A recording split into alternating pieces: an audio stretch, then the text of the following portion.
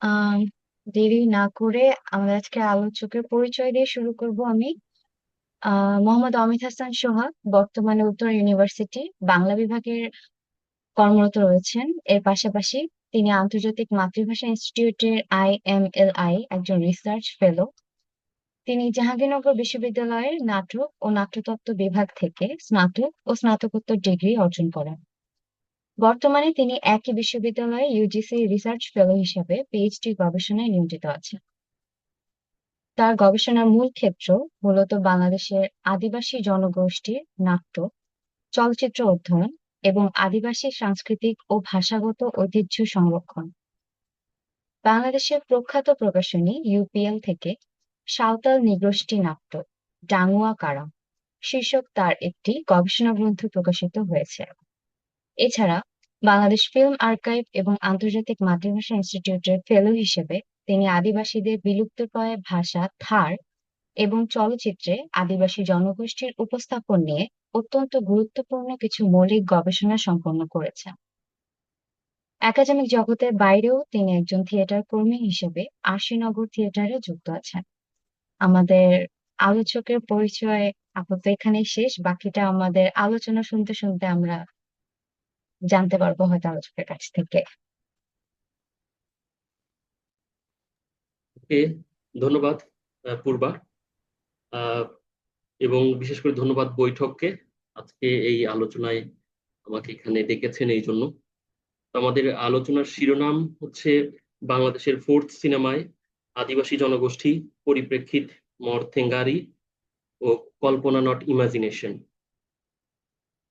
তো আমরা এই আলোচনাটিকে আমাদের আজকের এই আলোচনাটিকে আমি হচ্ছে হচ্ছে চারটি পর্যায়ে বিভক্ত করেছি। প্রথমত আলোচনার সুবিধার্থে প্রথমে আলোচনা করব ফোর্থ সিনেমা প্রসঙ্গ নিয়ে। এরপরে আলোচনা করব মরথেঙ্গারি ওই চলচ্চিত্রটি প্রসঙ্গে।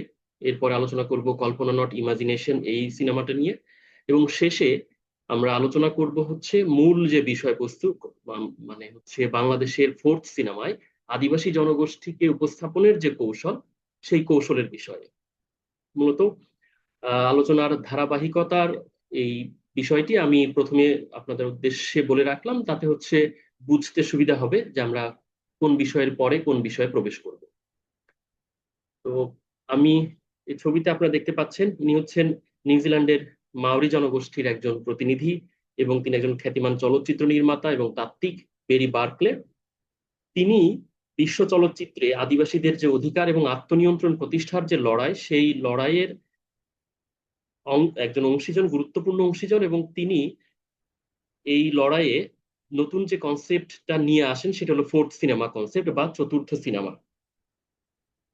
তো চতুর্থ সিনেমার প্রসঙ্গ যখন আসে তাহলে আমাদের ভিতরে আরেকটি প্রশ্ন জাগে, তাহলে থার্ড সিনেমা কি বা ফার্স্ট বা সেকেন্ড সিনেমা কি? নিশ্চয়ই এই ধরনের বিষয় আছে। আপনারা নিশ্চয়ই জানেন যে চলচ্চিত্রে বিশ্বব্যাপী পরিচিত যে জনরাগুলো আছে, সেই জনরাগুলোর যদি ক্যাটাগরি করি তাহলে প্রথম, দ্বিতীয় এবং তৃতীয় এই নামে সিনেমার ক্যাটাগরি আছে, অর্থাৎ ফার্স্ট সিনেমা, সেকেন্ড এবং থার্ড সিনেমা। ফার্স্ট সিনেমা হচ্ছে বাণিজ্যিক cinema, Hollywood cinema. Second cinema হচ্ছে আর্ট হাউস সিনেমা বা আর্ট ফিল্ম সিনেমা যেটাকে বলা হয়, এবং থার্ড সিনেমা হচ্ছে যে পলিটিক্যাল সিনেমা, যেখানে মূল বিষয় বস্তু থাকে পলিটিক্যাল। তো থার্ড সিনেমা যেখানে হচ্ছে শোষিত এবং ঔপনিবেশিকতার শিকার যে জাতিগোষ্ঠী বা সামগ্রিক জনগণ বা জাতি রাষ্ট্র বা নেশন স্টেট এর কথা বলে ফোর্থ সিনেমা কথা বলে সেই রাষ্ট্র কাঠামোর ভেতরেই যে প্রান্তিক, কোট প্রান্তিক এবং হচ্ছে অদৃশ্য করে রাখা বা অদৃশ্য হয়ে থাকা যে আদিবাসী বা নৃতাত্ত্বিক যে জনগোষ্ঠী বা ইন্ডিজিনাস পিপল, সেই জনগোষ্ঠীর নিজস্ব বয়ানে কথা বলে। বেরি বার্কলের মতে থার্ড সিনেমা অনেক সময় একটি নির্দিষ্ট ভূখণ্ডের জাতীয়তাবাদকে প্রতিষ্ঠা করতে গিয়ে সেখানকার আদিবাসীদের যে নিজস্ব সংস্কৃতি এবং আত্মপরিচয় আছে, সেই আত্মপরিচয়কে অনেক সময় আড়াল করে ফেলে। ফোর্থ সিনেমা হলো সেই আদিবাসীদের তৈরি চলচ্চিত্র যেখানে ক্যামেরা কোনো বাইরের মানুষের বা আউটসাইডারের চোখ দিয়ে আদিবাসীদের সমাজকে, তাদের জীবন ব্যবস্থাকে দেখে না, বরং আদিবাসীরা নিজেরাই নিজেদের গল্প, সংকট, আচার আচরণ, জীবনাদর্শ ইত্যাদি বা প্রভৃতি ক্যামেরায় তুলে ধরেন। বেরি বার্কলে তার যে কনসেপ্ট, সেই কনসেপ্টের মধ্যে কথা হচ্ছে এরকম। এখন এই কনসেপ্টটা বেরি বার্কলে কিভাবে তৈরি করলেন? এই কনসেপ্টটা তৈরি করার একটা পরম্পরা আছে, সেই পরম্পরার পথ ধরে যদি আমরা আগাই সামনে, তাহলে আমরা সহজে হয়তো বুঝতে পারবো যে এই ফোর্থ সিনেমা কনসেপ্টটা একটা দীর্ঘকালের যে চর্চা, সেই চর্চার পরিপ্রেক্ষিত থেকে তৈরি হওয়া একটা ধারণা বা একটা তত্ত্ব। বেরি বার্কলি 1974 সালে প্রামাণ্য চিত্র নির্মাণের যে সূচনা করেন, সেইখানে তিনি আদিবাসী পদ্ধতির প্রয়োগ ঘটানো শুরু করেন প্রামাণ্য চলচ্চিত্রের মাধ্যমে 1974 সালে। তিনি মাওরি সম্প্রদায়ের বা মাওরি জনগোষ্ঠীর জীবন নিয়ে নিউজিল্যান্ডের টেলিভিশনে কিছু প্রামাণ্য চলচ্চিত্র সিরিজ আকারে পরিচালনা করেন। সেই সিরিজ নির্মাণের সময়ই বার্কলে প্রথম ক্যামেরাকে আদিবাসীদের মুখোমুখি দাঁড় না করিয়ে তাদের মানে তাদের ভাষায় হুই বলে, যেটাকে যৌথ আলোচনা বা একতাবদ্ধ হয়ে কোনো কিছুকে করা বা কোনো কিছু দেখানো বা ঘটানো, সেই রকম প্রথার, মানে আদিবাসীদের যে প্রথা পদ্ধতি জীবন ব্যবস্থা, সেইটার আহ মানে সেটার পক্ষে বা নিয়ে এসে তিনি হচ্ছে সিনেমা নির্মাণ বা ডকুমেন্টারি নির্মাণ শুরু করেন। এটাই হচ্ছে ফোর্থ সিনেমার প্রথম দিককার বৈশিষ্ট্য বা প্রধান বৈশিষ্ট্য হয়ে ওঠার যে প্রাথমিক বীজ, সেটা এখানে শুরু হয়। এরপরে 1985 থেকে 87 সাল, এই সময় তিনি হচ্ছে আদিবাসীদের যে কাহিনী রূপ, সেই কাহিনী গুলোর আলোকে তিনি হচ্ছে নাগাতি নামক একটি চলচ্চিত্র নির্মাণ করেন, যেটা হচ্ছে 1987 সালে কান চলচ্চিত্র উৎসবে প্রদর্শিত হয়। এটি ছিল হচ্ছে যে আদিবাসী, মানে কোন আদিবাসী পরিচালকের তৈরি করা বিশ্বের প্রথম পূর্ণদৈর্ঘ্য চলচ্চিত্র বা কাহিনী চিত্র।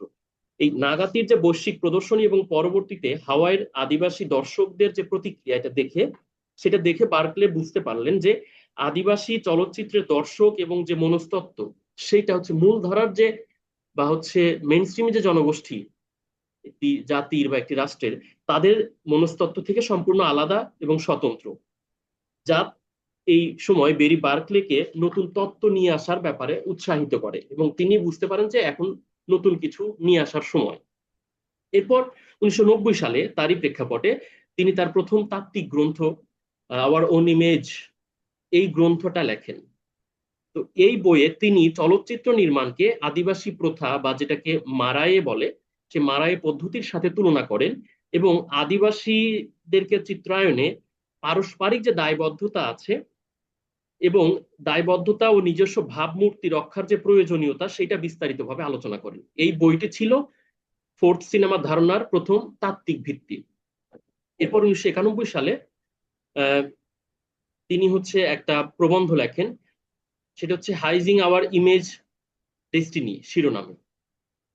এইটা এই প্রবন্ধে তিনি আদিবাসীদের চলচ্চিত্রের রিল বা ইমেজ, সেই ইমেজ সংরক্ষণে আদিবাসীদেরই যে মানে তাদের যে নিজস্ব স্পিরিচুয়াল বা আধ্যাত্মিক যে আহ, কি বলবো, মানে মালিকানা সত্ত্ব বা অভিভাবকত্ব বা সেইটা বা কাইতিয়াকি বলে, যেটাকে কাইতিয়াকি, সে কাইতিয়াকি স্ট্যাটাস দেওয়ার একটা দাবি তোলেন, যেটা ফোর্থ সিনেমার একটা বড় শর্ত, অর্থাৎ তিনি ওনারশিপও দাবি করেন।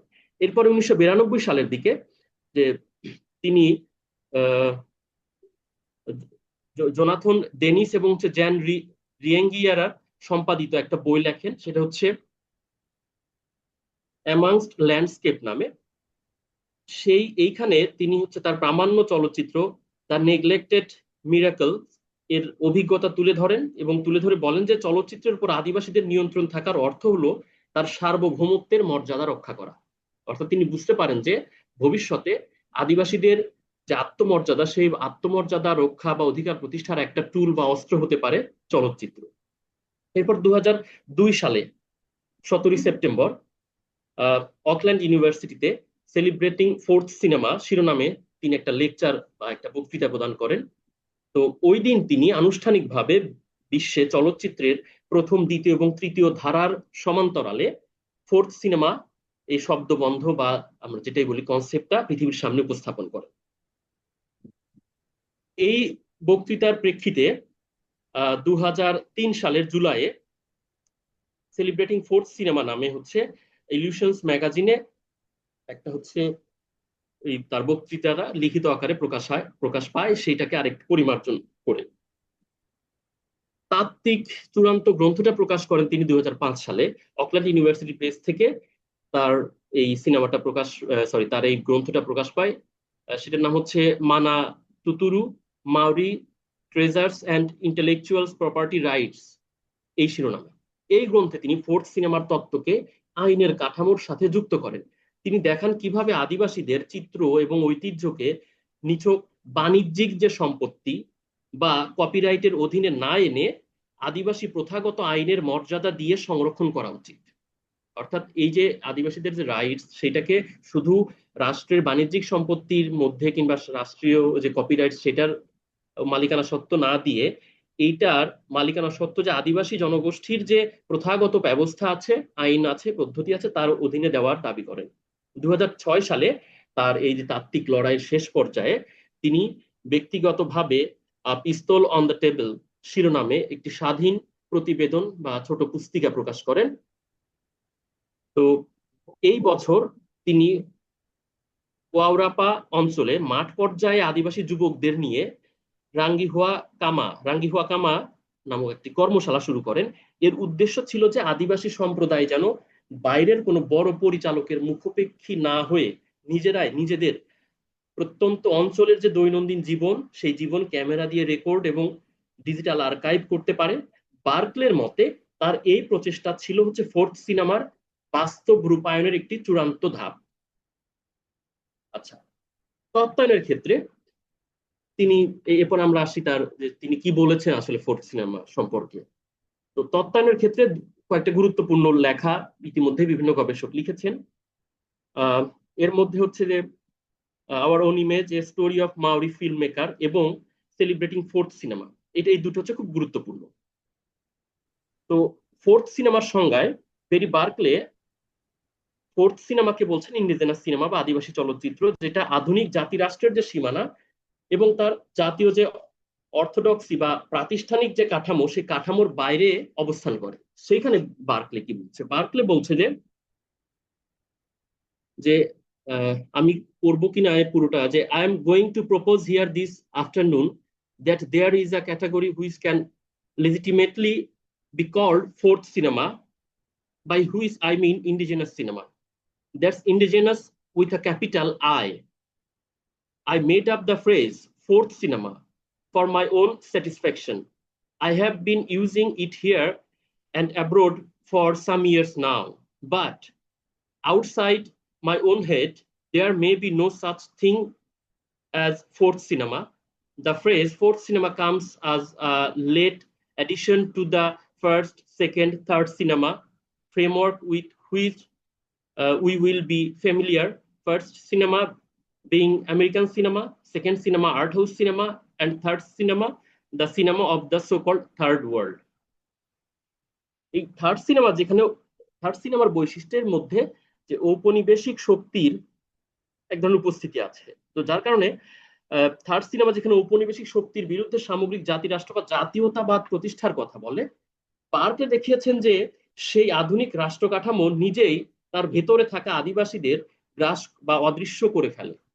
তিনি বলছেন এইভাবে যে যে fourth cinema is cinema of indigenous peoples, made by indigenous peoples, for indigenous peoples, and framed within indigenous philosophies. অর্থাৎ ফোর্থ সিনেমা হলো আদিবাসী জনগোষ্ঠীর চলচ্চিত্র, যা আদিবাসীদের দ্বারা আদিবাসীদের জন্য নির্মিত এবং যা আদিবাসী জীবন দর্শনের কাঠামো রূপায়িত হয়। তার এই বক্তব্যের প্রেক্ষিতে পরবর্তীকালের গবেষক স্টুয়ার্ট মারি, যে নামে বলি, তিনি একটা প্রবন্ধ লিখছেন, the image of dignity, Barry Barclay and fourth cinema, একটা গ্রন্থ। এই গ্রন্থে তিনি বলছেন যে picking up on the classic division of world cinema into first, second and third models, he has termed indigenous cinema a fourth cinema, a practice and expression that works beyond the current theorization of global cinematic practice. In speaking of fourth cinema, Barclay outlines an umbrella term that he feels can contain the multiple forms of indigenous cinema as it operates on an international level, yet on that can still reflect the specifics of individuals' culture, formations, and interactions. অর্থাৎ বিশ্ব চলচ্চিত্রকে প্রথম, দ্বিতীয় এবং তৃতীয় মডেলে বিভক্ত করার চিরায়িত ধারণাকে ভিত্তি করে, তিনি এটাকে অস্বীকার করছেন না, তিনি এটাকে ভিত্তি করে আদিবাসী চলচ্চিত্রকে ফোর্থ সিনেমা হিসেবে অভিহিত করছেন। এটি এমন একটা চর্চা এবং অভিব্যক্তি যেটাকে বৈশ্বিক যে চলচ্চিত্র চর্চা, সেই চলচ্চিত্র চর্চায় প্রচলিত যে তত্ত্বগুলোর যে গণ্ডি, সেই গণ্ডি ছাড়িয়ে কাজ করে। ফোর্থ সিনেমার কথা বলার সময় বার্কলে মূলত একটি আমব্রেলা টার্ম তৈরি করেছেন বা ব্যবহার করেছেন, যা তার মতে আন্তর্জাতিক স্তরে আদিবাসী চলচ্চিত্রের যে বহুমুখী রূপ, সেই রূপকে ধারণ করতে সক্ষম হয়, এবং একই সাথে যা প্রতিটি স্বতন্ত্র সংস্কৃতির সুনির্দিষ্ট যে গঠন বৈশিষ্ট্য আছে সেটা প্রতিফলন ঘটায় বা ঘটাতে পারে। বার্কলে আদিবাসী চলচ্চিত্রকে আরো নিখুঁত বোঝাতে তিনি কিছু মেটাফোর ব্যবহার করেছেন। মেটাফোর কি? যেমন তিনি ব্যবহার করেছেন দ্য সিনেমা অফ দ্য শোর এবং হচ্ছে the camera on the ship. অর্থাৎ বাংলা করলে হচ্ছে এরকম যে মানে তীরের ক্যামেরা এবং হচ্ছে জাহাজের ক্যামেরা, এইরকম দুটো রূপক ব্যবহার করেছেন। কি কি কি বলছেন তিনি এ সম্পর্কে? বলছেন যে ঔপনিবেশিক বা বাইরের নির্মাতারা যখন আদিবাসী সমাজকে দেখেন, তা হলো সেই দেখাটা হলো জাহাজের ক্যামেরা, অর্থাৎ বাইরের মানুষের চোখ দিয়ে ওই দূরবর্তী দ্বীপটাকে দেখা, ক্ষুদ্র করে দেখা। হ্যাঁ, আর আদিবাসীরা যখন ভেতর থেকে, নিজের সমাজের ভেতর থেকে দেখছে, তখন তিনি বাইরের জগৎটাকে দেখছেন এবং তিনি টু দি পয়েন্টে দেখছেন। সে বাইরের জগৎকে ক্যামেরাবন্দি করেন, আর সেই ক্যামেরাবন্দি করার যে ক্যামেরা, সেটাকে তিনি বলছেন তীরের ক্যামেরা। তীরের অগ্রভাগ যেমন সুনির্দিষ্ট পথে গিয়ে বা সুনির্দিষ্ট জায়গায় গিয়ে আঘাতটা করে, ঠিক সেই রকম আদিবাসীরা এইভাবে দেখে। এখন এই যে বিভিন্ন তাত্ত্বিকের যে সংজ্ঞা, সেইটার আলোকে ফোর্থ সিনেমার কিছু বৈশিষ্ট্যকে আমি চিহ্নিত করতে পারি। ফোর্থ সিনেমার যে বৈশিষ্ট্য, সেই বৈশিষ্ট্যকে দুটা শ্রেণীতে ভাগ করা যায়। একটি হচ্ছে এর বহিরাঙ্গের বৈশিষ্ট্য বা এক্সটার্নাল বৈশিষ্ট্য, আর একটা হচ্ছে এর ইন্টারনাল বৈশিষ্ট্য। বহিরাঙ্গের বৈশিষ্ট্য বা উপরি বিভাগের যে বৈশিষ্ট্যগুলো, সেই বৈশিষ্ট্যগুলো কিরকম? যে এইটা সিনেমার যে দৃশ্যমান উপাদান, যা যাবতীয় যে মানে সংস্কৃতির বাহ্যিক রূপ, সেই রূপকে প্রকাশ করে। বেরি বার্কলে যখন ফোর্থ সিনেমার যে বহিরঙ্গ বা উপরি বিভাগের বৈশিষ্ট্য নিয়ে কথা বলেন, তখন তিনি মূলত একটি সিনেমার পর্দায় দৃশ্যমান বা শ্রুতিগোচর, যেটা দেখা যায় এবং যেটা শোনা যায়, সেই সব উপাদানকে নির্দেশ করেন, যা কোনো আদিবাসী সমাজকে তার যে নিজস্ব অবয়ব, সেই অবয়বকে চিনিয়ে দেয়, শুধু বাহিরের অংশটুকুকেই চিনিয়ে দেয়। মূলধারার সিনেমায় আদিবাসীদেরকে যেভাবে বাইরের মানুষের চোখ দিয়ে মেলোড্রামাটিক, অনেকটা মেলোড্রামাটিক বা বহিরাগত উপাদান হিসেবে দেখানো হয়, ফোর্থ সিনেমা তার বিপরীতে দাঁড়িয়ে এই উপাদানগুলোকে যাপন চিত্রের, জীবন যাপনের যে চিত্র, সেই চিত্রের অংশ হিসেবে উপস্থাপন করে। পার্কের ভাষায় বলছে যে the surface features, the rituals, the language, the posturing, the decor, the use of elders, the presence of children's attitudes, the land, the rituals of spirit। অর্থাৎ এই উপরি বিভাগের বৈশিষ্ট্যের মধ্যে আচার অনুষ্ঠান, ভাষা, শারীরিক ভঙ্গি বা অঙ্গ বিক্ষোভ, অলংকার, তারপরে হচ্ছে এখানকার প্রবীণদের, সমাজের প্রবীণদের যে উপস্থিতি, তারপর শিশুদের উপস্থিতি, এরপরে হচ্ছে তাদের যে ভূমি বা ভূখণ্ড আছে, সেই ভূখণ্ডের প্রতি তাদের দৃষ্টিভঙ্গি এবং আত্মিক জগতের আচারসমূহ। বার্কলে উদ্ধৃতি করে এই উপরের বৈশিষ্ট্যগুলোকে আমরা আরেকটু যদি বিস্তারিত বিশ্লেষণ করি, তাহলে দেখব যে এখানে কি কি আছে। এখানে আছে আচার অনুষ্ঠান বা রিচুয়ালস, অর্থাৎ আদিবাসী জীবনে আচার অনুষ্ঠান সেটা শুধু কোনো বিচ্ছিন্ন পারফরমেন্স বা বিনোদন নয়, বিনোদনের অংশ নয়, এটা তাদের অস্তিত্বের অংশ। জন্ম, মৃত্যু, কৃষি উৎপাদন, যৌনাচার কেন্দ্রিক যে বিভিন্ন অনুষ্ঠান, কিংবা শিকারের প্রাককালে ধর্মীয় যে কৃত্য, সামাজিক আচার, সেই আচারগুলো ফোর্থ সিনেমায় অত্যন্ত গুরুত্ব পায়। কিন্তু মূলধারার সিনেমায় আচার অনুষ্ঠানকে অনেক সময় অদ্ভুত কিংবা ভীতিকর কিংবা জাদুবিদ্যা বা কিছু মিউজিক্যাল বা হচ্ছে মানে মিউজিক্যাল এলিমেন্টস হিসেবে, ব্যাকগ্রাউন্ড মিউজিক হিসেবে ফুলিয়ে ফাঁপিয়ে এক ধরনের দেখানোর প্রবণতা থাকে। ফোর্থ সিনেমায় এই আচরণগুলো আসে অত্যন্ত স্বাভাবিক, শান্ত এবং প্রাত্যহিক জীবন আচরণের অবধারিত অংশ হিসাবে। এরপরে আছে ভাষার প্রসঙ্গ। বলছে যে ভাষা হলো সংস্কৃতির সবচেয়ে বড় ধারক। ফোর্থ সিনেমায় আদিবাসী চরিত্রগুলো তাদের নিজস্ব মাতৃভাষায় কথা বলে থাকেন।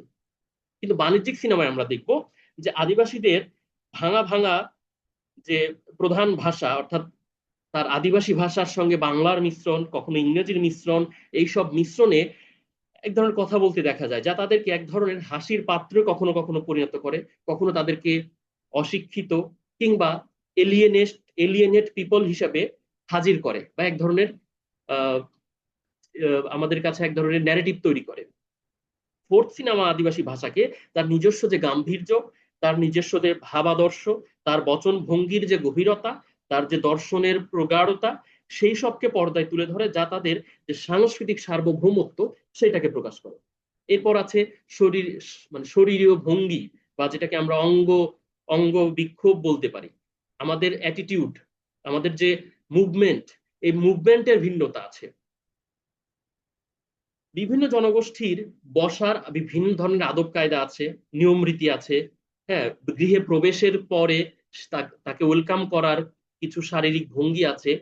হ্যাঁ, এই যে বসার কায়দা, হাঁটু কিভাবে গেড়ে বসবে বা বসবে না, কথা বলার সময় হাত এবং মুখের যে অভিব্যক্তি, অঙ্গের যে চলন, কিংবা একে অপরকে সম্মান প্রদর্শনের যে নিজস্ব শারীরিক ভঙ্গি, এর যে ব্যাকরণ থাকে, সেগুলো গুরুত্ব পায় ফোর্থ সিনেমায়। কিন্তু এখানে একটু উদাহরণ প্রসঙ্গে বলা যায় যে মাউরিদের যে হাকা নৃত্য, বা আমাদের অঞ্চলে সাঁওতাল বা ওরাওদের যে ধরেন পরস্পরকে সম্মান জানানোর জন্য যে জোহার বা গরলাগির জোহার বা প্রণাম করার যে, বা ডোবো মানে প্রণাম করার যে সুনির্দিষ্ট শারীরিক কায়দা, সেইটা আদিবাসীদের একান্ত নিজস্ব। কিন্তু মেইন স্ট্রিম সিনেমায় এগুলো ওইভাবে দেখানো হয় না, বরঞ্চ এগুলোকে এক ধরনের মানে আহ মানে বিচ্ছিন্ন উপাদান হিসেবে যেন উঠে আসে। কিন্তু ফোর্থ সিনেমায় এগুলো একদম অবধারিত উপাদান হিসেবে থাকতেই হবে এবং থাকে।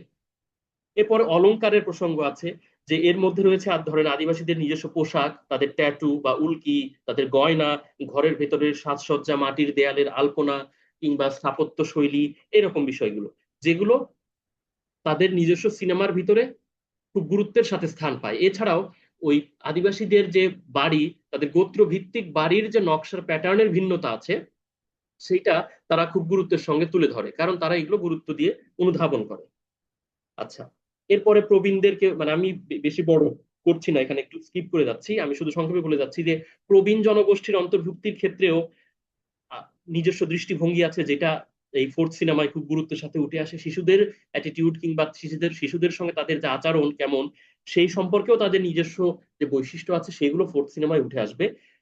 আরেকটি গুরুত্বপূর্ণ উপাদান আমি বলতে চাইবো, সেটা হচ্ছে যে ভূমির প্রতি তাদের যে দৃষ্টিভঙ্গি। আদিবাসীদের কাছে ভূমি বা জমি শুধু কোনো স্থাবর সম্পত্তি নয়, বেচা কেনার সাধারণ কোনো বস্তুর মতো নয়, বরং ভূমি হলো তাদের কাছে অনেকটা মা বা মাতৃতুল্য। ফলে তারা তাদের ভূমির প্রতি তাদের যে মমত্ববোধ, তাদের যে সেই মমত্ববোধের সঙ্গে যে একাত্মতা, সেইটা ফোর্থ সিনেমায় গুরুত্ব পায়। কিন্তু আমরা যখন বাইরের দৃষ্টিকোণ থেকে সেটাকে বা দেখানোর চেষ্টা করা হয়, তখন সেটা গুরুত্ব পায় না। এরপর আত্মিক জগতের কিছু আচার আচরণ থাকে, হ্যাঁ, স্পিরিচুয়াল বিষয়, যে স্পিরিচুয়াল এমন কিছু অ্যাটিটিউড থাকে, যা হয়তো বাইরের জগতের বা অন্য মানুষদের কাছে, মানে আমরা যারা বাইরের আদিবাসী নই, তাদের কাছে হয়তো এগুলো নিয়ে নানান ধরনের প্রশ্ন উত্থাপিত হয়, কিন্তু তাদের কাছে এগুলো অত্যন্ত গুরুত্বপূর্ণ। এগুলো এগুলো ছাড়া তাদের জীবন কল্পনাতীত। ফলে এই জিনিসগুলো তাদের মানে ফোর্থ সিনেমায় খুবই গুরুত্বের সাথে বিবেচনা করা হয়। এরপর আসে ভেতরের বিষয়, ইন্টারনাল বৈশিষ্ট্য ফোর্থ সিনেমা। যে ফোর্থ সিনেমার আসল শক্তি হচ্ছে তার ইন্টারনাল বিষয়, বা ইন্টারনাল যে শক্তি, সেটা বাহ্যিক আচারের আড়ালে যে প্রাচীন আদিবাসীদের যে সর্বপ্রাণবাদী মূল্যবোধ, তাদের যে দর্শন এবং জীবনকে দেখার যে নিজস্ব দৃষ্টিভঙ্গি, চোখ, সেটাই হলো তার অভ্যন্তরীণ বৈশিষ্ট্য বা ইন্টেরিয়রিটি। এইটা আধুনিক যে পুঁজিবাদী বা জাতীয়তাবাদী যে মূল ধারা, সেইটার সঙ্গে সাংঘর্ষিক এবং সেটার বাইরে অবস্থান করে। যেমন ব্যক্তিকেন্দ্রিকতার যে বিষয়, সেইটার বিপরীতে আদিবাসী সমাজ হচ্ছে যৌথ বা কালেকটিভ যে কনসাসনেস, সেটার উপর গুরুত্ব দেয়। যেমন পশ্চিমা ধরেন আপনি যদি ফার্স্ট সিনেমা বা সেকেন্ড সিনেমা দেখেন, সেখানে ব্যক্তি স্বাতন্ত্র্য বোধ বা ব্যক্তি স্বাতন্ত্র্যবাদ অত্যন্ত গুরুত্বপূর্ণ এবং সেগুলো তারা দারুণভাবে প্রভাবিত। সেইখানে একজন একক নায়ক বা নায়িকার উপস্থিতি লক্ষ্য করা যায়, দ্বন্দ্ব এবং জয় পরাজয়কে কেন্দ্র করে গল্প আবর্তিত হয়। ফোর্থ আদিবাসী চলচ্চিত্রে বা ফোর্থ সিনেমায় জীবন দর্শনে ব্যক্তি কখনোই সম্প্রদায়ের চাইতে বড় নয়, এখানে আমির চেয়ে আমরা গুরুত্বপূর্ণ। ফোর্থ সিনেমার ভেতরে মূল সুরটি সেই কারণে থাকে যৌথ মনস্তত্ত্ব বা কালেকটিভ কনসাসনেস যেটাকে বলে। এরপরে ধরেন যে কোনো একজন ব্যক্তির সংকট, সেই সংকটে পুরো সম্প্রদায়ের সংকট হিসেবে সেখানে দেখা হয়। ফলে ক্যামেরার ফ্রেমিং, তারপরে তার যে ড্রামাটিক অ্যাপ্রোচ, এরপরে হচ্ছে তার যে ন্যারেটিভের যে গতি, এবং একক কোনো চরিত্রকে মহিমান্বিত করে না এইসব দিয়ে, বরং পুরো সমাজ বা গোষ্ঠীর যে যৌথ কণ্ঠস্বর, সেই কণ্ঠস্বরকে ধারণ করে। এরপরের বৈশিষ্ট্যটাকে হচ্ছে আমরা বলতে পারি যে ধরেন আমাদের যে জীবন ব্যবস্থা, আমরা এটাকে লিনিয়ার বলতে পারি কিংবা নন লিনিয়ারও বলতে পারি। অপরদিকে আদিবাসীদের যে জীবন ব্যবস্থা, সেই জীবন ব্যবস্থা অনেকটা হচ্ছে মানে সার্কেলের মতো, মানে চক্রাকার সময় চেতনার ভেতর দিয়ে আবর্তিত হয় তাদের জীবনবোধ, জীবন ব্যবস্থা। সেটা কিরকম? যেমন কোরআন কোট আধুনিকতায় সময়কে দেখা হয় একটি সোজা রেখা হিসাবে, যার শুরু থাকে, মধ্যভাগ থাকে এবং শেষ থাকে। হ্যাঁ, বাণিজ্যিক সিনেমার চিত্রনাট্য এই রকম একটা শুরুর পর গতিশীল দ্বন্দ্ব এবং শেষে একটি সমাপ্তির দিকে ধাবিত হয়। ফোর্থ সিনেমায় আদিবাসীদের সময় চেতনা কাল চক্রাকার বা বৃত্তাকার। তাদের কাছে অতীত, বর্তমান এবং ভবিষ্যৎ কোনো বিচ্ছিন্ন খণ্ড নয়, বরং পরস্পরের সঙ্গে যুক্ত। মৃত পূর্বপুরুষেরা অতীত হয়ে যাননি তাদের জীবন দর্শনে, তারা বর্তমানের যাপন চিত্রেই অদৃশ্যভাবে মিশে থাকে। যেমন ধরেন আমি সম্প্রতি মরাকারাম বা ভান্ডান নিয়ে গিয়েছিলাম, সেখানে আমি দেখেছি, এবং সেটা ছাড়াও আমি বরেন্দ্রের অলমোস্ট সকল আদিবাসীদের মধ্যে আমি দেখেছি যে তারা যখন তাদের উৎসব অনুষ্ঠানে হারিয়া বা তাদের যে আহ পানীয়, হ্যাঁ, সেটা পান করে, সেটা পান করার পূর্বে সেই পানি তারা প্রথমে বা 3 বার মাটিতে ফেলে দেয় তাদের পূর্বপুরুষের উদ্দেশ্যে। তারা মনে করে যে আমরা তো খেয়েছি, কিন্তু আমার পূর্বপুরুষ তো এটা গ্রহণ করতে পারছে না, তাই আমি খাওয়ার আগে তাকে দিতে হবে। ফোর্থ সিনেমার এই যে ইন্টেরিয়রিটি, এই ধীর এবং চক্রাকার সময়কে ধারণ করে। এখানে কোনো তাড়াহুড়া নেই, এখানে ক্লাইম্যাক্সের সস্তা উত্তেজনা অতিমাত্রায় নেই, এখানে প্রকৃতির ঋতুবদল এবং জীবনের যে চিরন্তন চক্রের সাথে মিলিয়ে সিনেমার গতি নির্ধারিত হয়। এরপর ভূমির সাথে আত্মিক যে সংযোগ, সেই সংযোগটা হচ্ছে আধ্যাত্মিক সংযোগ। আচ্ছা, এই যে রাষ্ট্রের যে সমস্ত মূলধারার সিনেমা আমরা দেখি বা ফার্স্ট এবং সেকেন্ড জনরার যে সমস্ত সিনেমা দেখি, সেইখানে আমরা কিংবা থার্ড সিনেমাতেও আমরা দেখব বিশেষ করে যে প্রপার্টি মানে সম্পত্তিকে প্রপার্টি হিসেবে কাউন্ট করা হয়, মানে ভূমিকে সম্পত্তি বা প্রপার্টি হিসেবে কাউন্ট করা হয়, অথবা বড়জোর সুন্দর কোনো ল্যান্ডস্কেপ মানে ল্যান্ডস্কেপ হিসেবে দেখানো হয়। ফোর্থ সিনেমায় ভূমি তাদের শরীরের অংশ, তাদের মায়ের অংশ বা মায়ের সঙ্গে তার সম্পর্ক। মাওরি সংস্কৃতিতে একে বলা হয় হুনুয়া, যার অর্থ হচ্ছে একই সাথে ভূমি এবং গর্ভফুল। ভূমি এবং গর্ভফুল। ফোর্থ সিনেমার অভ্যন্তরীণ যে বৈশিষ্ট্য, সেই বৈশিষ্ট্য হলো যে এটি ভূমিকে কোনো জড় বস্তু হিসেবে দেখে না বা দেখায় না। পাহাড়, নদী, বন, জঙ্গল, সেখানে মানুষদের সুখ দুঃখের যে সমান্তরাল অংশীদারই হচ্ছে তা। আদিবাসীরা ভূমির মালিক নয়, বরং তারা ভূমির সন্তান। এই গভীর যে আধ্যাত্মিক সত্যটি, সেই সত্যটি তাদের সিনেমার ভিতরে নানান ভাবে উঠে আসতে পারে, উঠে আসে। এরপর আছে প্রাচীন মূল্যবোধ এবং প্রথাগত যে জীবন ব্যবস্থা, বা যেটাকে বলা হয়, যেটা বলতে পারে হচ্ছে এক ধরনের প্রোটোকল, সেই প্রোটোকলের উপস্থিতি। বেরি বার্কলে তার লেখায় মাওরিদের টিকাঙ্গা নামক এক ধরনের নিয়মের কথা বলেছেন, প্রথা এবং নৈতিকতার মিশ্রণে যে নিয়মটা তৈরি হয়েছে, সেটার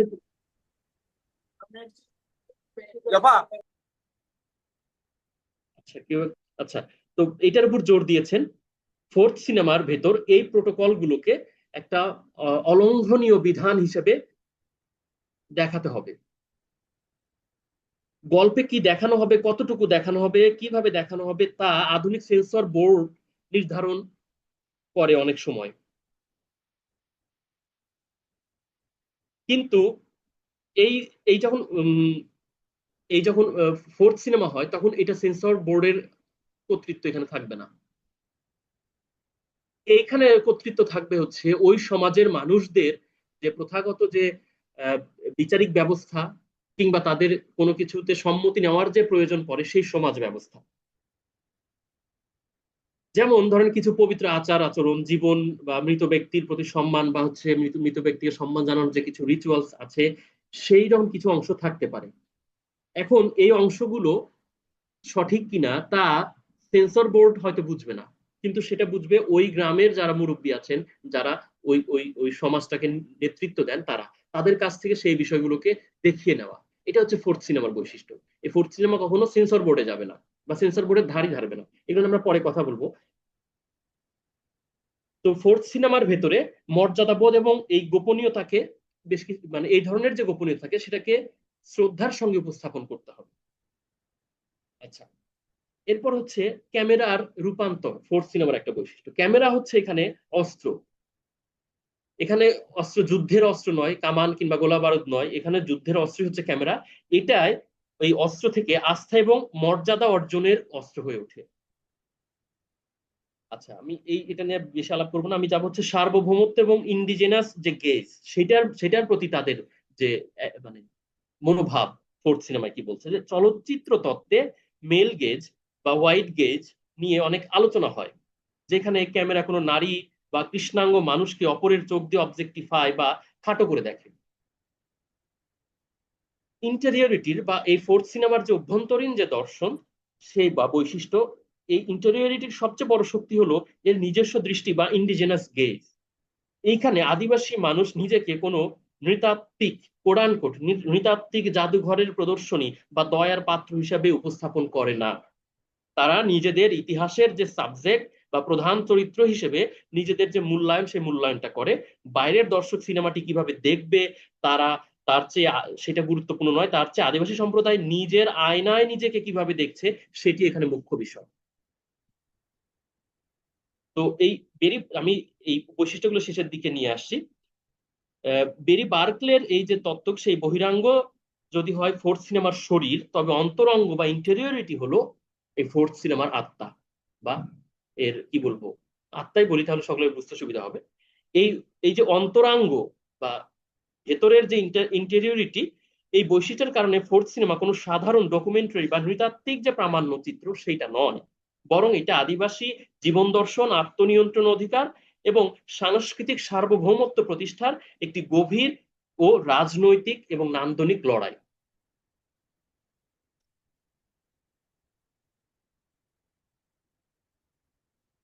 আচ্ছা, এখন আমরা যাব বাংলাদেশের ফোর্থ সিনেমায় যে কয়েকটি সিনেমা নির্মিত হয়েছে ফোর্থ সিনেমা জনরায়। তার একটি, সেটি হচ্ছে যে মরথেঙ্গারি বা মাই বাইসাইকেল ইংলিশে বললে, আর বাংলায় হচ্ছে আহ, আমার বাইসাইকেল বা সাইকেল। তো আহ, এই এই আলোচনার পূর্বে আমি আরেকটু বলে নিতে চাই যে এই যে সার্বিক যে আলোচনা করলাম বৈশিষ্ট্যগুলো, সেই বৈশিষ্ট্যগুলোর আলোকে যদি আমি এখন সামারাইজ করি যে ফোর্থ সিনেমা তাহলে কি, ফোর্থ সিনেমা বা চলচ্চিত্র হলো সেই চলচ্চিত্র যেইখানে চলচ্চিত্রের বিষয়বস্তু হবে আদিবাসী জনসংস্কৃতি এবং তাদের জীবন সংগ্রাম। চলচ্চিত্র পরিচালনা এবং অভিনয় করবেন আদিবাসী জনগোষ্ঠীর মানুষ। উক্ত চলচ্চিত্রটি হবে আদিবাসীর নিজস্ব ভাষায়। সেই ভাষার মধ্যে তার ক্যামেরার ভাষা থাকতে পারে, তার মুখের ভাষা থাকতে পারে, তার অন্য কোনো ইঙ্গিতময় ভাষাও থাকতে পারে। বৃহত্তর জনগোষ্ঠীর, কোডান কোড বৃহত্তর জনগোষ্ঠীর মূল ধারার চলচ্চিত্রে সাংস্কৃতিক লক্ষ্য আকাঙ্ক্ষার সাথে এই ধারার চলচ্চিত্র হবে সাংঘর্ষিক বা স্বাতন্ত্র। বাণিজ্যিক উদ্দেশ্য, যেটা ফার্স্ট সিনেমার বৈশিষ্ট্য, বাণিজ্যিক উদ্দেশ্য প্রধান না হয়ে বরং আদিবাসীর নিজস্ব বক্তব্য প্রধান, এই এই এই সিনেমার প্রধান বৈশিষ্ট্য হয়ে উঠবে। থার্ড সিনেমা বা রাজনৈতিক সিনেমা যেটা, সেই থার্ড সিনেমার সঙ্গে এই ধারার চলচ্চিত্রের কিছুটা সাদৃশ্য পাওয়া যাবে, পরিলক্ষিত হবে। সাদৃশ্যটা কি, যে এক ধরনের আত্মনিয়ন্ত্রণ অধিকার প্রতিষ্ঠার লড়াই লড়াইয়ের হাতিয়ার হিসেবে চলচ্চিত্রটা তারা ব্যবহার করছে। এর বাইরে জাতীয়তাবোধী যে চেতনা, থার্ড সিনেমা, সেটার সঙ্গে কিন্তু সাংঘর্ষিক। আচ্ছা, এখন এই তাত্ত্বিকদের মতামতের প্রেক্ষিতে আমরা যে দুটো সিনেমা এখানে বেছে নিয়েছি, একটা হচ্ছে মর্থ থেঙ্গারি এবং হচ্ছে কল্পনা নট ইমাজিনেশন। এই দুটো চলচ্চিত্রকে ফোর্থ সিনেমা বা আদিবাসী চলচ্চিত্র হিসেবে চিহ্নিত করা যায়। কিন্তু কেন চিহ্নিত করা যায়? কারণ হলো যে এই দুটো চলচ্চিত্রের প্রথমত, যেহেতু বাংলাদেশের ফোর্থ সিনেমা, বাংলাদেশের ফোর্থ সিনেমা বলছি, তো এই দুটো চলচ্চিত্র বাংলাদেশে নির্মিত, এটি একটি বৈশিষ্ট্য। দুই নম্বর হচ্ছে যে এই উক্ত চলচ্চিত্র দ্বয় নির্মাণ করছেন দুইটি ভিন্ন আদিবাসী জনগোষ্ঠীর চলচ্চিত্র নির্মাতা। একজন হচ্ছে রাখাইন জনগোষ্ঠীর, আর একজন হচ্ছেন ত্রিপুরা জনগোষ্ঠীর, অর্থাৎ আদিবাসী জনগোষ্ঠীর। তিন নম্বর হচ্ছে যে নির্বাচিত চলচ্চিত্র দ্বয়ে অভিনয় করেছেন আদিবাসী জনগোষ্ঠীর মানুষ। উক্ত চলচ্চিত্র দ্বয়ের বিষয়বস্তু আদিবাসী জীবন সংগ্রাম ও রাজনৈতিক চিন্তা চেতনাকে ঘিরে আবর্তিত হয়েছে। উক্ত চলচ্চিত্র দ্বয় বাণিজ্যিকভাবে নির্মিত হয়নি। নির্বাচিত চলচ্চিত্র দ্বয় ফার্স্ট সিনেমার যে বাণিজ্যিক উদ্দেশ্য, এই উদ্দেশ্যে যেমন নির্মিত হয়নি বা বড় কোনো থিয়েটার হলেও মুক্তি পায়নি, তেমনি উক্ত চলচ্চিত্রদ্বয় সেকেন্ড সিনেমা বা আর্ট ফিল্ম ধারার চলচ্চিত্র নয়। উক্ত চলচ্চিত্রদ্বয় উপস্থাপিত বক্তব্য বাংলাদেশের মূল ধারার জনগোষ্ঠীর যে বক্তব্য, সেই বক্তব্যের সঙ্গে সাদৃশ্যপূর্ণ নয়। নির্বাচিত চলচ্চিত্রদ্বয়ে রাজনৈতিক বক্তব্য উঠে এসেছে, যা থার্ড সিনেমা ধারার বা রাজনৈতিক ধারার যে চলচ্চিত্র, তার সঙ্গে কিছুটা সাদৃশ্যপূর্ণ। ফলে এই আলোচনায় বলবো যে নির্বাচিত চলচ্চিত্রদ্বয়কে আমরা বাংলাদেশের আদিবাসী চলচ্চিত্র বা ফোর্থ সিনেমা হিসেবে চিহ্নিত করতে পারি। এখন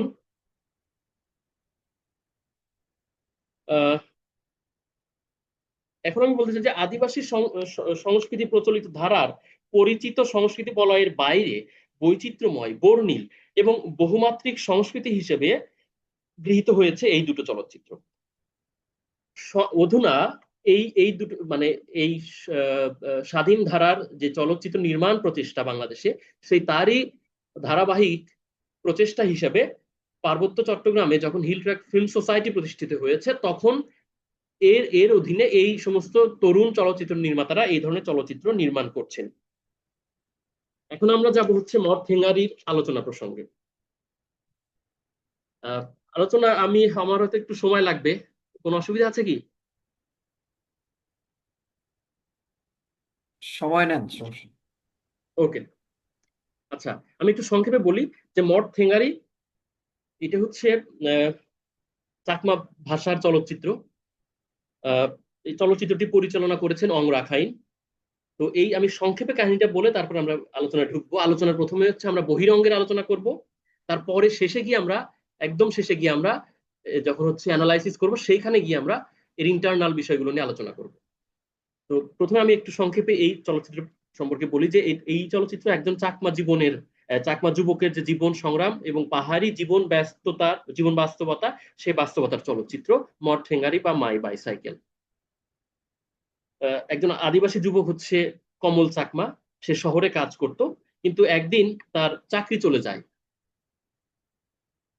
সে চাকরি চলে যাওয়ার পর সে হচ্ছে ফিরে আসে তার গ্রামে। ফিরে আসার সময় তার সম্বল বলতে শুধুমাত্র একটা সাইকেল, সেই সাইকেলটা নিয়ে বাড়ি ফিরে আসার পর কমলের ছেলে তার বাবাকে ফিরে পেয়ে খুব খুশি হয়।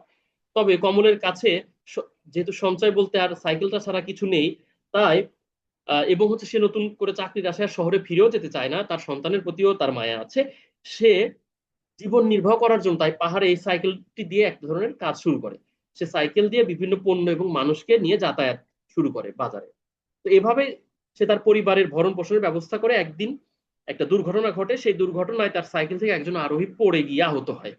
পরে ওই কারবারি মানে চাকমাদের সমাজ ব্যবস্থা যেভাবে পরিচালিত হয় কারবারির মাধ্যমে, তো সেই কারবারির নেতৃত্বে বিচার বসে। সেই বিচারে এই দুর্ঘটনার জন্য কমলের হচ্ছে 100 টাকা জরিমানা করা হয় এবং তাকে বলা হয় যে তিনি এখন থেকে এই সাইকেলে শুধু পণ্য বহন করতে পারবেন, যেহেতু পাহাড়ি রাস্তা, মানুষ বহন করতে পারবেন না, কারণ আবার আহত হতে পারে। তো এই সিদ্ধান্ত সে মেনে নেয় এবং সব ঠিকঠাক চলে। এরপর একদিন কিছু লোক তার কাছে চাঁদা দাবি করে, কমল সেটা দিতে অস্বীকার করে। এক রাতে ঘুম থেকে উঠে দেখতে পায় যে তার সাইকেলটা তার ঘরের সামনে প্রতিদিন যেখানে রাখে সেইখানে নাই, খুঁজে পাচ্ছে না। পর অনেক খোঁজাখুঁজির পর এক পর্যায়ে বাড়ির পাশে একটা নিচু স্থানে ভাঙা অবস্থায় সাইকেলটা পড়ে থাকতে দেখে। এরপর সেই সাইকেল নিয়ে সে আবার শহরের দিকে রওনা দেয় ঠিক করার জন্য। এমন সময় যাত্রা পথে কমল দেখতে পায় যে বিপরীত দিক থেকে আসা নৌকাগুলোতে নতুন বাইসাইকেল, টেলিভিশন সেট এবং একটি মোটর সাইকেল তাদের পাহাড়ি গ্রামের দিকে আসছে। এই যে তাদের পাহাড়ি গ্রামের দিকে যে আসছে, সেইখানে গিয়ে চলচ্চিত্রটি সমাপ্ত হয়। এই চলচ্চিত্রে অভিনয় করেছেন কমলমণি চাকমা, ইন্দিরা চাকমা, উচিংলা রাখাইন, বিনয়কান্তি চাকমা, জয় শান্তি চাকমা, মানে এখানে যারা অভিনয় করেছেন তারা প্রত্যেকেই আদিবাসী জনগোষ্ঠী। আচ্ছা, এইখানে একটু বলে রাখি যে এই চলচ্চিত্র নিয়ে বিষয়বস্তু ভেদে ভিন্ন ভিন্ন দৃষ্টিকোণ থেকে আলোচনার সুযোগ থাকলেও আমরা শুধুমাত্র এই আলোচনায় সীমাবদ্ধ রাখবো হচ্ছে আহ, উম, মানে এই এই আজকে যে আলোচনার টপিক, সেই টপিকের সঙ্গে সঙ্গতি রেখে বলবো যে পার্বত্য অঞ্চলে বসবাসরত আদিবাসী জীবন ও সংগ্রাম এই চলচ্চিত্রের হচ্ছে বিষয়বস্তু। পূর্ণাঙ্গ আদিবাসী চলচ্চিত্রে বলতে যা বোঝায় তা এই চলচ্চিত্রের বিদ্যমান। পার্বত্য অঞ্চলের আদিবাসী জীবন, ধর্ম, ভাষা, অর্থনৈতিক উৎপাদন ব্যবস্থা, বাসস্থান, পরিবেশ, সংগ্রাম তথা সার্বিক আদিবাসী জনসংস্কৃতি এই চলচ্চিত্রে উঠে এসেছে। আদিবাসী জনসংস্কৃতির সার্বিক চিত্র প্রতিনিধিত্বমূলক ভাবে এই চলচ্চিত্রে উঠে আসলেও আমরা বলতে পারি যে পার্বত্য অঞ্চলে বসবাসরত চাকমা জনগোষ্ঠীর জীবন ও সংস্কৃতি বিশেষভাবে এই এই এই চলচ্চিত্রে উঠে এসেছে। মানে অনেকগুলো জাতিগোষ্ঠী আছে, তার মধ্যে এদের একটা বিষয়। এখন আমরা সংক্ষেপে একটু দেখে যাই যে এইখানে আসলে কিভাবে তাদেরকে উপস্থাপন করা হয়েছে, অর্থাৎ এর বহিরঙ্গের দিকে দৃষ্টি রাখবো। যে এই চলচ্চিত্রে আদিবাসীদেরকে উপস্থাপন করা হয়েছে যেভাবে, তার মধ্যে হচ্ছে আদিবাসী সদস্য হিসেবে চলচ্চিত্রে আদিবাসী অভিনয় শিল্পীরা উপস্থিত এখানে, যেটা অন্যান্য মূল ধারার বা বাংলাদেশের প্রেক্ষিতে যদি বলি, বাংলাদেশের বাণিজ্যিক ধারার সিনেমাগুলোতে এরকমটা তেমন দেখা যায় না। বাঙালিরাই আদিবাসী চরিত্রে অভিনয় করেন, এরকম অসংখ্য দৃষ্টান্ত আছে। আলোচনা ছোট করার সুবিধার্থে আমি বলছি না আজকে। এরপরে এর ভাষাটা হচ্ছে আদিবাসী ভাষা, চাংমা ভাষা। এখানে আদিবাসীদের যে ধর্ম, মানে বৌদ্ধ ধর্ম, এর সঙ্গে সর্বপ্রাণবাদী যে কৃত্য, সেগুলোকে দেখানো হয়েছে। এখানে আদিবাসী কৃষি উৎপাদন এবং অর্থনৈতিক যে জীবন ব্যবস্থা, সেটাকে দেখানো হয়েছে। এখানে আদিবাসী সমাজ ব্যবস্থা, তাদের বিচার ব্যবস্থা, প্রথা পদ্ধতি, সেটাকে দেখানো হয়েছে। পারিপার্শ্বিক ভূ রাজনৈতিক যে প্রতিবেশ, অর্থাৎ ওই যে চাঁদা দাবি করা, তারপরে পাহাড়ে সেনাবাহিনীর যে উপস্থিতি, সেনাবাহিনী কি রকম ভাবে তাদের সঙ্গে ট্রিট করে, সেই বিষয়গুলো সেইখানে দেখানো হয়েছে। এবং সেই সঙ্গে তাদের যে দৈনন্দিন জীবনের একটা অপরিহার্য উপাদান হচ্ছে ঝগড়া এবং হচ্ছে দাবা দ্রব্য। হ্যাঁ, তাদের তারা কাজের শেষে ফিরে এসে ঝগড়া পান করতে পারে, কিংবা বিভিন্ন ধর্মীয় সামাজিক অনুষ্ঠানে সেটা ব্যবহার করতে পারে। আর দাবা দ্রব্য তারা অবসর সময় তারা এই দাবা পান করে থাকে। এই এই হচ্ছে আমি মোটা দাগে ক্যাটাগরাইজ করেছি যে এই ভাবে বৈশিষ্ট্যগুলোর আলোকে এখানে আদিবাসীদেরকে রিপ্রেজেন্ট করা হয়েছে। আমি এখানে আলোচনাটাকে একটু সংক্ষেপে নিয়ে এসে আমি এইগুলোকে বিস্তারিত বলছি না। আমি এরপরে যাব হচ্ছে কল্পনা নট ইমাজিনেশন এই চলচ্চিত্রের ভেতরে। স্বাধীন ধারার চলচ্চিত্র নির্মাতা শান্তুয়া ত্রিপুরা, তিনি পরিচালনা করেছেন হচ্ছে কল্পনা নট ইমাজিনেশন। এটা একটি স্বল্পদৈর্ঘ্য চলচ্চিত্র। এটার চিত্রনাট্য রচনা করেছেন কবিতা চাকমা এবং শান্তুয়া ত্রিপুরা। চলচ্চিত্রটিতে অভিনয় করেছেন তারা সকলেই অলমোস্ট আদিবাসী, বিশেষ করে গুরুত্বপূর্ণ চরিত্রে যারা আছেন জয়তু দেওয়ান, পদ্মিনী চাকমা, এরপরে আর দুটো বিশেষ চরিত্র আছে মীর রিফাতুস সালেহিন এবং হচ্ছে শেখ সজিব ইসলাম। এই 4-5টা চরিত্র মাত্র 10 মিনিটের সিনেমা। এইটার আমি সংক্ষেপে একটু বলে নেই যে এই চলচ্চিত্রটিতে দেখা যায় যে ঢাকার নাগরিক সমাজে বসবাসরত চাকমা জনগোষ্ঠীর একজন শিক্ষার্থী দুঃস্বপ্ন দেখে ঘুম ভেঙে যায়। স্বপ্নের মধ্যে সে দেখতে পায় যে যে হিংস্র উন্মত্ত কুকুরের হিংস্র শব্দ সিঁড়ি বেয়ে তার দিকে এগিয়ে আসছে। স্বপ্নে এই দৃশ্য দেখে তার ঘুম ভেঙে যায়। সে যখন ঢাকা রাস্তায় হাঁটে, কালো পোশাকের কেউ একজন যেন তাকে আহ অনুসরণ করতে থাকে। একাধিকবার এমন ঘটনা সে দেখে। লাইব্রেরিতে যায়, বইপত্র নেয়, পড়ে এবং ভাবতে থাকে তার নিজের পার্বত্য অঞ্চলের দুরবস্থা সম্পর্কে। চলচ্চিত্রের আরেকটি চরিত্রে দেখা যায় একজন চাকমা নারীকে। সে পাহাড়ের উপরে দাঁড়িয়ে নিজের মনের ভাব ব্যক্ত করতে থাকে। ছেলেটি পার্বত্য চট্টগ্রামে তার গ্রামের বাড়িতে যায়। সেখানেও যেন তাকে তাড়া করে ফেরে অদৃশ্য সেই শক্তি, যার আগমনের শব্দ হায়না বা কুকুরের মতো। পাহাড়ি গ্রাম পাড়া ঘুরে সে পাহাড়ের উপরে দাঁড়িয়ে আত্মোপলব্ধি করতে পারে। তারপর আবার শহরে ফিরে আসে, তার বইপত্র গুছিয়ে সে বেরিয়ে পড়ে সংগ্রামী চেতনা বুকে ধারণ করে। এই বাংলাদেশে নির্মিত যে বিকল্প ধারার এই স্বল্প চলচ্চিত্রটিতে শুধু আদিবাসী উপস্থাপন নয়, বরং এই চলচ্চিত্রটি একজন আদিবাসী নির্মাতা কর্তৃক নির্মিত, যেটা শুরুতেই বলেছি, যার চিত্রনাট্য আদিবাসীরা করেছেন, আদিবাসী জনগোষ্ঠীর মানুষ করেছেন। সেখানে আদিবাসী জনগোষ্ঠীর শিল্পী তারা অভিনয় করেছেন। পার্বত্য অঞ্চলের যে আদিবাসী জীবন সংগ্রাম, মানবাধিকারের বিষয়, সেগুলো এখানে উপস্থাপিত হয়েছে। এই সিনেমার শুরু হয়েছে একটা স্টাবলিশমেন্ট শট দিয়ে, যেখানে এই স্টাবলিশমেন্ট শট দিয়ে যেখানে ভাসমান মেঘরাশির নিচে কাপ্তাই হ্রদ এবং আকাশের স্থির একটা শটে কেবল মেঘ ভেসে যাচ্ছে, আর ব্যাকগ্রাউন্ডে ভেসে আসছে কুকুরের চিৎকার। দুইবার কুকুরের চিৎকারের মাধ্যমে এই দৃশ্য সমাপ্ত হয়। এই একটি মাত্র দৃশ্য যেখানে কুকুরের শব্দ দিয়ে পরিচালক যে অর্থ তৈরি করার চেষ্টা করেছেন তা সচেতন দর্শকের কাছে এক ধরনের কৌতূহল তৈরি করবে। পরের দৃশ্য শুরু হয় একটা পুরাতন পাকা বাড়ির ঘরের ছাদ থেকে, যেখান থেকে ক্যামেরা নেমে এসে বিছানায় ঘুমন্ত, আমি একটু দেখাই,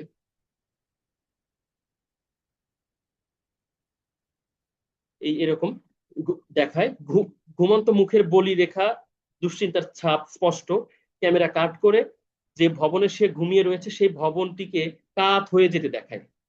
এক্সপ্রেশনিস্ট ধারার এই ক্যামেরা অ্যাঙ্গেলের মাধ্যমে চরিত্রের অবচেতন মনে জমে থাকা যে বিভিন্ন ট্রমা এবং নিপীড়ন, সেই নিপীড়নের যে অবদমিত যন্ত্রণা, সেগুলো তুলে ধরার চেষ্টা করেছেন পরিচালক।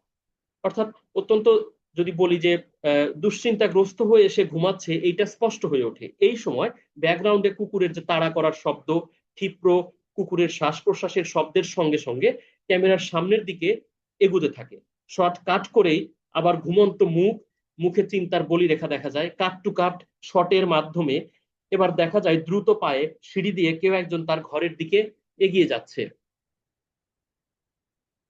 কিন্তু সেটা যে কোনো মানুষের পা তা স্পষ্টভাবে বোঝা যায় না, কারণ এখানে কোনো মানুষের পা দেখা যায় না। তবে ক্যামেরার সাদা কালো চিত্রণের সাথে এভাবে সিঁড়ি বেয়ে উপরে ওঠা এবং ব্যাকগ্রাউন্ডে ক্ষিপ্র কুকুরের শ্বাস প্রশ্বাসের শব্দ ভয়ানক এক পরিস্থিতির পূর্বাভাস দেয়।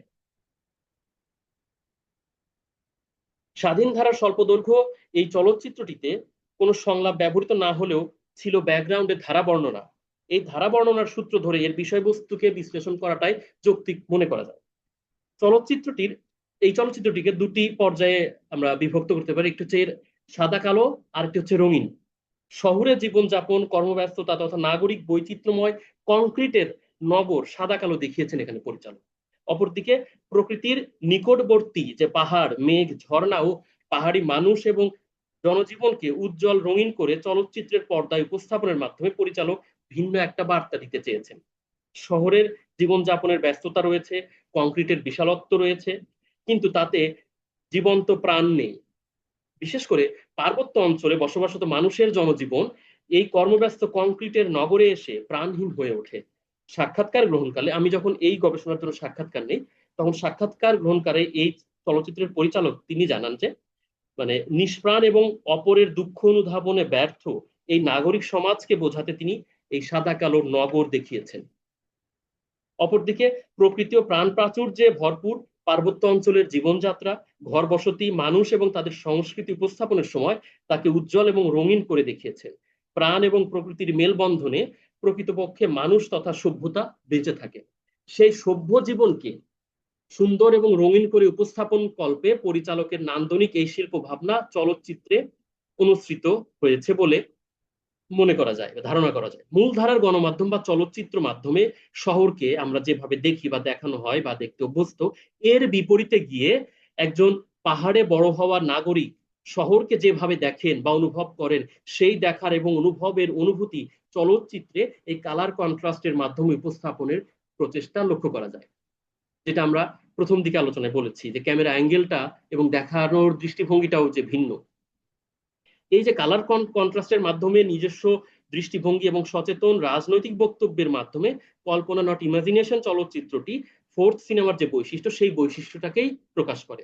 কারণ আদিবাসীর প্রতি মূলধারার জনগণের যে দৃষ্টিভঙ্গি, তার বিপরীতে মূলধারার নাগরিক জীবনের প্রতি আদিবাসী সমাজ এবং তার মানুষের যে দৃষ্টিভঙ্গি তা এই চলচ্চিত্রে প্রকাশ পেয়েছে। অর্থাৎ আমরা ঢাকার বাসীর ঢাকাকে কিভাবে দেখি সেটা এখানে গুরুত্বপূর্ণ নয়, বরং তিনি ঢাকাকে কিভাবে দেখেন সেই ঢাকাটা এখানে গুরুত্বপূর্ণ হয়ে উঠেছে। এটা হচ্ছে এই সিনেমাগুলোর বৈশিষ্ট্য। তো কল্পনা নট ইমাজিনেশন চলচ্চিত্রে আমরা যদি আহ, বিবেচনা করি, তাহলে এই চলচ্চিত্রে আদিবাসী সংস্কৃতি এবং জীবন জীবন সংগ্রাম যে যে উপাদানের মাধ্যমে, যে বহিরঙ্গের উপাদানের মাধ্যমে উপস্থাপিত হয়েছে, সেই বহিরঙ্গের উপাদানগুলো কি? সেটি হচ্ছে এখানে আদিবাসী চরিত্রের উপস্থিতি আছে, এখানে আদিবাসী জনগোষ্ঠীর যে রাজনৈতিক সংগ্রাম এবং সে তাদের যে চেতনাগত অবস্থান সেটা আছে, আদিবাসীদের বাসস্থান এবং তাদের ভৌগোলিক অবস্থা এখানে উঠে এসেছে, ভৌগোলিক ভৌগোলিক যে অবস্থান সেটার সঙ্গে ভূমির সম্পর্ক আছে, এবং আদিবাসী সংস্কৃতি ও পোশাক এখানে উঠে এসেছে। এই যে বৈশিষ্ট্যগুলো, এগুলোকে আমরা যদি বিশ্লেষণ করি তাহলে আমার আলোচনা আরো দীর্ঘ থেকে দীর্ঘতর হবে। আমি এত দীর্ঘ আলোচনায় যাব না, আমি এগুলো এখন আলোচনা করছি না। আমি যাব হচ্ছে মূল আলোচনার দিকে, অর্থাৎ আহ প্রসঙ্গ বাংলাদেশের ফোর্থ সিনেমা, এটা আমার আলোচনার শেষ পয়েন্টে, আমরা সেইখানে যাব। বাংলাদেশের ফোর্থ সিনেমায় আদিবাসী জনগোষ্ঠীর উপস্থাপন কৌশল বিশ্লেষণ। এতক্ষণ আমরা এর বহিরাঙ্গ নিয়ে কথা বলেছি, এবার এর ভেতরের দিকটা নিয়ে আমরা কথা বলবো। আচ্ছা, বাংলাদেশের আদিবাসী চলচ্চিত্রে আদিবাসী তার নিজেদেরকে যে উপস্থাপনের ক্ষেত্রে যে প্রবণতা বা কৌশল চিহ্নিত করা যায়, সেগুলোকে আমরা এই এতক্ষণের আলোচনার প্রেক্ষিতে যদি বলি মোটা দাগে, তাহলে তিনটা পয়েন্ট আমরা বলতে পারি। একটি হচ্ছে যে আদিবাসী জনসংস্কৃতির সংশ্লিষ্ট গল্পে আদিবাসী অভিনয় শিল্পী এবং তাদের বহুমাত্রিক সংস্কৃতির উপাদান সমূহ প্রয়োগের মাধ্যমে বাংলাদেশের ফোর্থ সিনেমায় বা আদিবাসী চলচ্চিত্রে আদিবাসী উপস্থাপিত হয় বা হয়েছে। 2 নম্বর পয়েন্ট হচ্ছে যে আদিবাসী জনজীবন সম্পর্কিত ঘটনাসমূহ ব্যবহার পূর্বক বৃহত্তর জনগোষ্ঠীর মধ্যে বিশ্লেষণাত্মক দৃষ্টিভঙ্গি সৃষ্টির উদ্দেশ্যে বাংলাদেশের ফোর্থ সিনেমায় আদিবাসী উপস্থাপিত হয়েছে। 3 নম্বর পয়েন্ট হচ্ছে যে বাংলাদেশের আদিবাসী চলচ্চিত্রে আদিবাসী উপস্থাপন কৌশল হিসেবে চলচ্চিত্রিক বা চলচ্চিত্রিক যে শিল্প কৌশল বা চলচ্চিত্রের নন্দন ভাষা ও চিহ্ন বিজ্ঞানের প্রয়োগ ঘটেছে।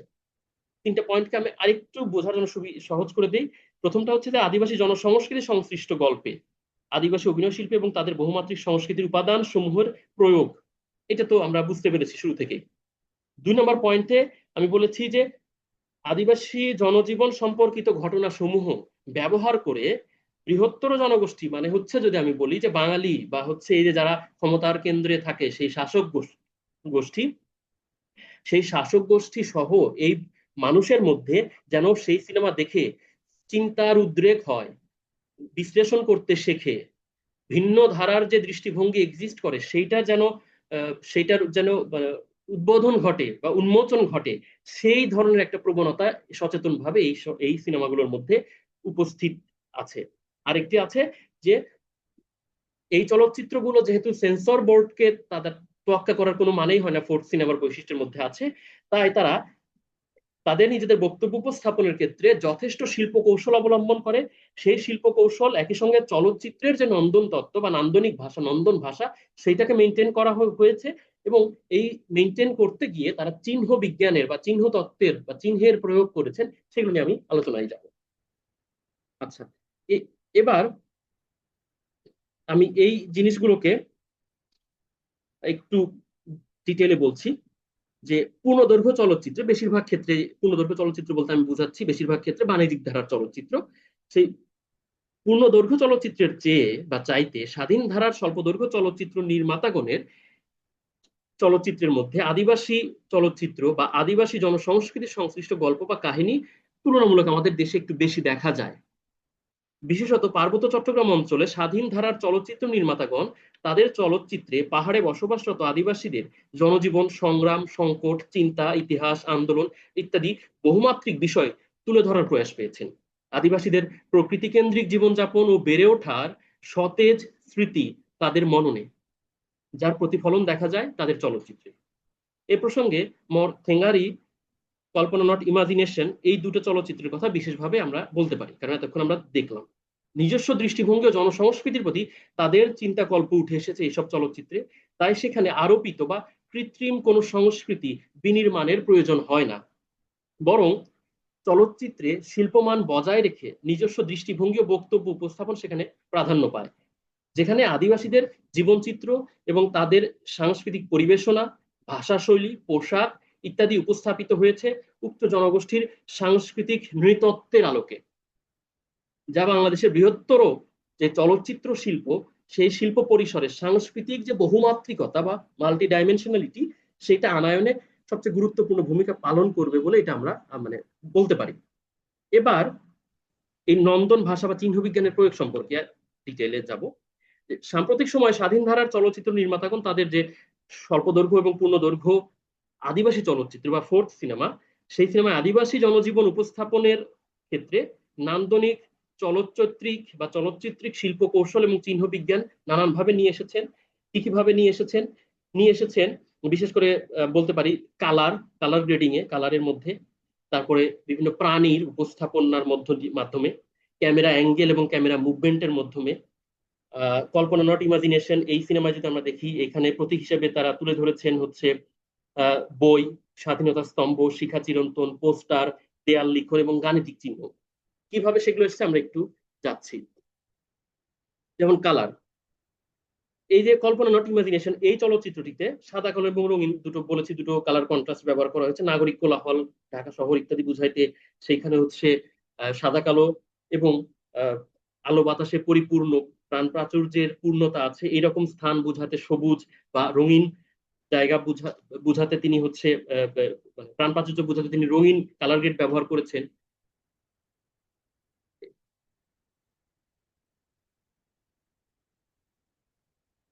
এই যে যেমন ধরুন পাহাড়ের এই দৃশ্যগুলোতে সময় হচ্ছে তিনি রঙিন কালার ব্যবহার করছেন। হ্যাঁ, আবার যখন ঢাকা শহর দেখাচ্ছেন তখন এরকম সাদা কালো ব্যবহার করছেন।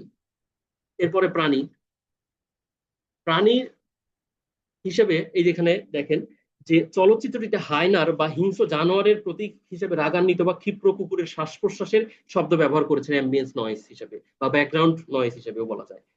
এরপরে পাশাপাশি একটি অসহায় নিরপরাধ ক্ষুদ্র প্রাণ বোঝাতে কিংবা অদৃশ্য কোনো অনুসরণকারী হায়নার সামনে একটি ক্ষুদ্র প্রাণ বোঝাতে বিড়ালের প্রতীকী ব্যবহার করেছেন পরিচালক। এই যে এইরকম একটা বিড়ালকে তিনি দেখিয়েছেন। এরপর ক্যামেরা অ্যাঙ্গেল এবং মুভমেন্টের মধ্যে আমরা যদি খেয়াল করি তাহলে দেখব যে কল্পনা নট ইমাজিনেশন এই চলচ্চিত্রটিতে ফোর্থ সিনেমা ধারায় নির্মিত হয়েছে বলে আমরা আগেই বলেছি যে এই সিনেমার ভিতরে এক্সপ্রেশনিস্ট নানান ক্যামেরা অ্যাঙ্গেল ব্যবহার করা হয়েছে।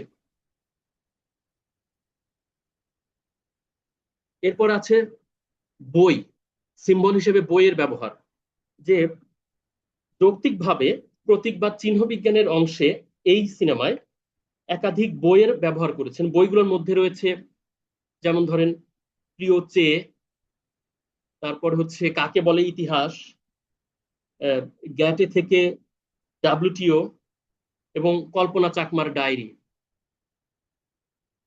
এই উল্লেখিত বইসমূহ ব্যবহার চলচ্চিত্রে উপস্থাপিত যে রাজনৈতিক বক্তব্য, সেই বক্তব্যের সঙ্গে প্রাসঙ্গিক এবং অর্থপূর্ণ বলে সহজে মনে হবে, কারণ এই ইতিহাস এখানে চাইলে তিনি অন্য কোনো বই ব্যবহার করতে পারতেন। তিনি ব্যবহার করতে পারেন যে চাকমা সাহিত্যের ইতিহাস তিনি ব্যবহার করতে পারতেন, বাংলা সাহিত্যের ইতিহাস, তিনি কোনো ইংরেজি বই ব্যবহার করতে পারতেন, কিন্তু তিনি ব্যবহার করেছেন এমন কিছু বই যে বইগুলো আমাদেরকে ভাবায়, ভিন্ন রকম ভাবনার দিকে নিয়ে যায়। যেমন কাকে বলে ইতিহাস, আমরা জানি যে ইতিহাস মানেই হচ্ছে যে ইতিহাসের ইংরেজি হচ্ছে হিস্টোরি, মানে হিজ স্টোরি, তার গল্প, রাজাদের গল্প, শাসকের গল্প, বৃহত্তের গল্প। এখানে নিপীড়িতের গল্প নাই, সাধারণের কাহিনী নাই, ঘটনা নাই। ফলে এই ইতিহাস যে পুনর্পাঠ এবং পুনর্বিবেচনার দাবি রাখে, হয়তোবা সেই ইঙ্গিতটা প্রদান, হয়তোবা না, ফোর্থ সিনেমার বৈশিষ্ট্য তাই, সেই ইঙ্গিতটা দেওয়াই হচ্ছে এর বৈশিষ্ট্য, যার কারণে কাকে বলে ইতিহাস এই বইটাকেই এখানে দেখানো হচ্ছে। এরপর আসেন স্বাধীনতা স্তম্ভ এবং শিখা চিরন্তন। এই যে স্বাধীনতা স্তম্ভ, স্বাধীন বাংলাদেশ এবং সেই দেশের নাগরিক হিসেবে পাহাড়ে বসবাসরত আদিবাসীদের সাথে ঘটে চলা যে আচরণ, সেই আচরণের বাস্তবতা প্রকাশের জন্য প্রতীক হিসেবে স্বাধীনতা স্তম্ভ এবং শিখা চিরন্তন এই চলচ্চিত্রে একাধিক শটে বিভিন্ন ক্যামেরা অ্যাঙ্গেলের মাধ্যমে তুলে ধরা হয়েছে। কিভাবে আমি একটু ব্যাখ্যা করি। যখন এই যে এই অংশটার চলছে, তখন এখানে তিনি চমৎকার সব বক্তব্য উপস্থাপন করছেন। বক্তব্যগুলো কি বলছে,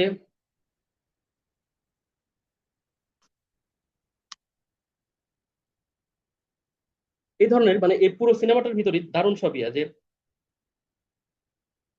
যে what will happen on the future and where it is truth, the truth of victory, the truth of society and your ideology, এই ধরনের কথা বলছে।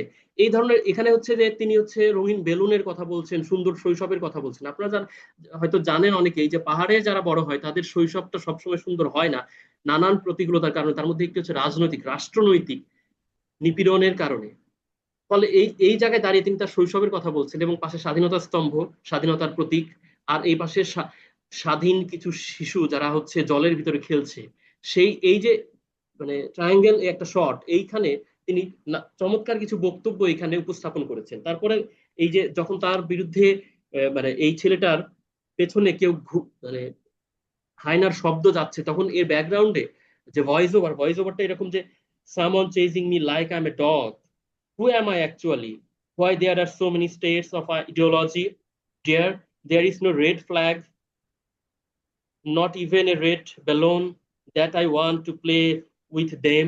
এই যে এই সিনের সময় এই ব্যাকগ্রাউন্ড গুলো যাচ্ছে, I want to smile with them, এই শিশুদের সঙ্গে সে হাসতে চায়। there is is this the on state where people disappear, oh dear, where is my existence, do I have a fear, this night, is it really a nightmare, I am screaming from the box there, what is happening on the other side of the world, fire, bloodshed, let the people know what is really a nightmare or reality। এই ধরনের চমৎকার এবং চমৎকার বললে ভুল হবে আলোচনার মধ্যে, কারণ সেটা আবার পক্ষ নেওয়া হয়ে যায় কিনা, কিন্তু মানে দুর্দান্ত অর্থপূর্ণ এবং আদিবাসী চলচ্চিত্রে যে বক্তব্য দেওয়ার ধরন বা বৈশিষ্ট্য থাকা উচিত, যেটা আমরা এতক্ষণ পড়েছি, সেই বৈশিষ্ট্যগুলো এখানে তুলে ধরেছেন। এরপর আছে পোস্টার, পোস্টারের মাধ্যমে বক্তব্য উপস্থাপন।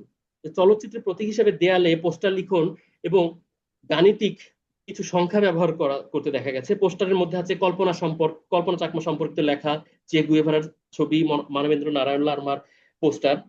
উক্ত পোস্টারগুলো স্বাভাবিকভাবেই বিপ্লবী চেতনা এবং রাজনৈতিক অবস্থানকে চিহ্নিত করে। আমরা আগে বলেছি যে একটি বৈশিষ্ট্য হচ্ছে যে তার ফোর্থ সিনেমার, সেখানে রাজনৈতিক বিষয় থাকবে, রাজনৈতিক বক্তব্য থাকবে, এবং সেটা হয়তো শুধু থার্ড সিনেমার সঙ্গে শুধু ওইটুকুই কানেক্টেড, আর কিছু না। কিন্তু ওইটা যে পরিমাণ ন্যাশনালিস্ট, এটা সেই পরিমাণ ন্যাশনালিস্ট নয়। পাশাপাশি আরেকটা জিনিসও দেখা যায়, সেটি হচ্ছে যে এইটা বোধহয় আমার এখানে নাই ছবিটা, যে একটা দৃশ্যে দরজার উপরে 2240 লেখা, এই সংখ্যাটা ফ্রেমে খুব উজ্জ্বল ভাবে দেখা যায়। তো এবং ফোকাস পয়েন্ট সেখানে থাকে, যে কেউ চোখ এড়াতে পারবে না। তো গবেষণা চলাকালীন আমি এর পরিচালক শান্ত ত্রিপুরাকে সাক্ষাৎকার আমি জিজ্ঞাসা করেছিলাম যে এই সংখ্যাটা কেন 2240, এটা দ্বারা আসলে কি কিছু বুঝাইতে চান কিনা। তো তখন উনি বললেন যে হ্যাঁ, এটার একটা মিনিং আছে, সেই মিনিংটা আমি এখন বলতে চাই না, এটা ভবিষ্যতে জানা। এছাড়াও দেয়ালে কিছু লিখন ছিল, যেটা ছবি হয়তো আমি এখানে দিতে পারি নাই। তো সেই লেখাগুলোর একটি হচ্ছে যে ধ্বংস বা এরকম কিছু, আর একটা হচ্ছে যে বাংলা হচ্ছে ধ্বংস, আর একটা হচ্ছে যে এই সব জানোয়ার বা এই সব প্রেতাত্মা, মানে এই সব প্রেতাত্মাকে দের ধ্বংস সে হচ্ছে চাচ্ছে, বা এই ধরনের একটা মিনিং সে তৈরি করতে চেয়েছে। এরপর আসেন মরথেঙ্গারি চলচ্চিত্রে, এইখানে আসলে কিভাবে আহ এই ইন্টারনাল বিষয়গুলো, পলিটিক্যাল বিষয়গুলোকে উপস্থাপিত হচ্ছে এই সিনেমাতে। এই সিনেমার হচ্ছে 54 মিনিট 20 সেকেন্ড থেকে 58 মিনিট 38 সেকেন্ডের একটি দৃশ্যে এক্সট্রিম ক্লোজ শটে দেখানো হয় যে একটি প্লাস্টিকের খেলনা বাঁশি সামরিক বুটের তলায় পিষ্ট হচ্ছে। গল্পটা এরকম ছিল যে সাইকেলটাও নিয়ে আসার পরে কাঁদতেছে ওই কমল, সাইকেলের চাকাটা তখন অটো ঘুরতেছে যেহেতু ফেলে রাখছে, তার পাশে হচ্ছে তার ছেলে খেলছিল ওই খেলনা দিয়ে। ওই সময় সামরিক বাহিনীর সদস্যরা ঢোকে টহল দিতে। তো ওইটা দেখে বাচ্চাটা ভয় পেয়ে তার মায়ের কাছে লুকাতে যায়। এই হচ্ছে মায়ের এবং সন্তানের ভয়ার্ত মুখ। আমরা জানি না, কিংবা জানি যে এই ভয়ার্ত মুখ কেন, সেনাবাহিনী দেখলে কেন তারা ভয় লুকায়, কি ভয়ের রাজনীতি সেখানে আছে বা সৃষ্টি করা হয়েছে, সেই অনেক কথার অনেক প্রশ্নের উত্তর হচ্ছে এই ছবিটা। তো যখন সে ওখানে চলে যায়, তার খেলনাগুলো পড়ে থাকে, সেই সামরিক বাহিনীর লোকজন যখন তার কাছ দিয়ে যাচ্ছে, তখন এই কমল হচ্ছে উঠে তাদেরকে সালাম দেয়।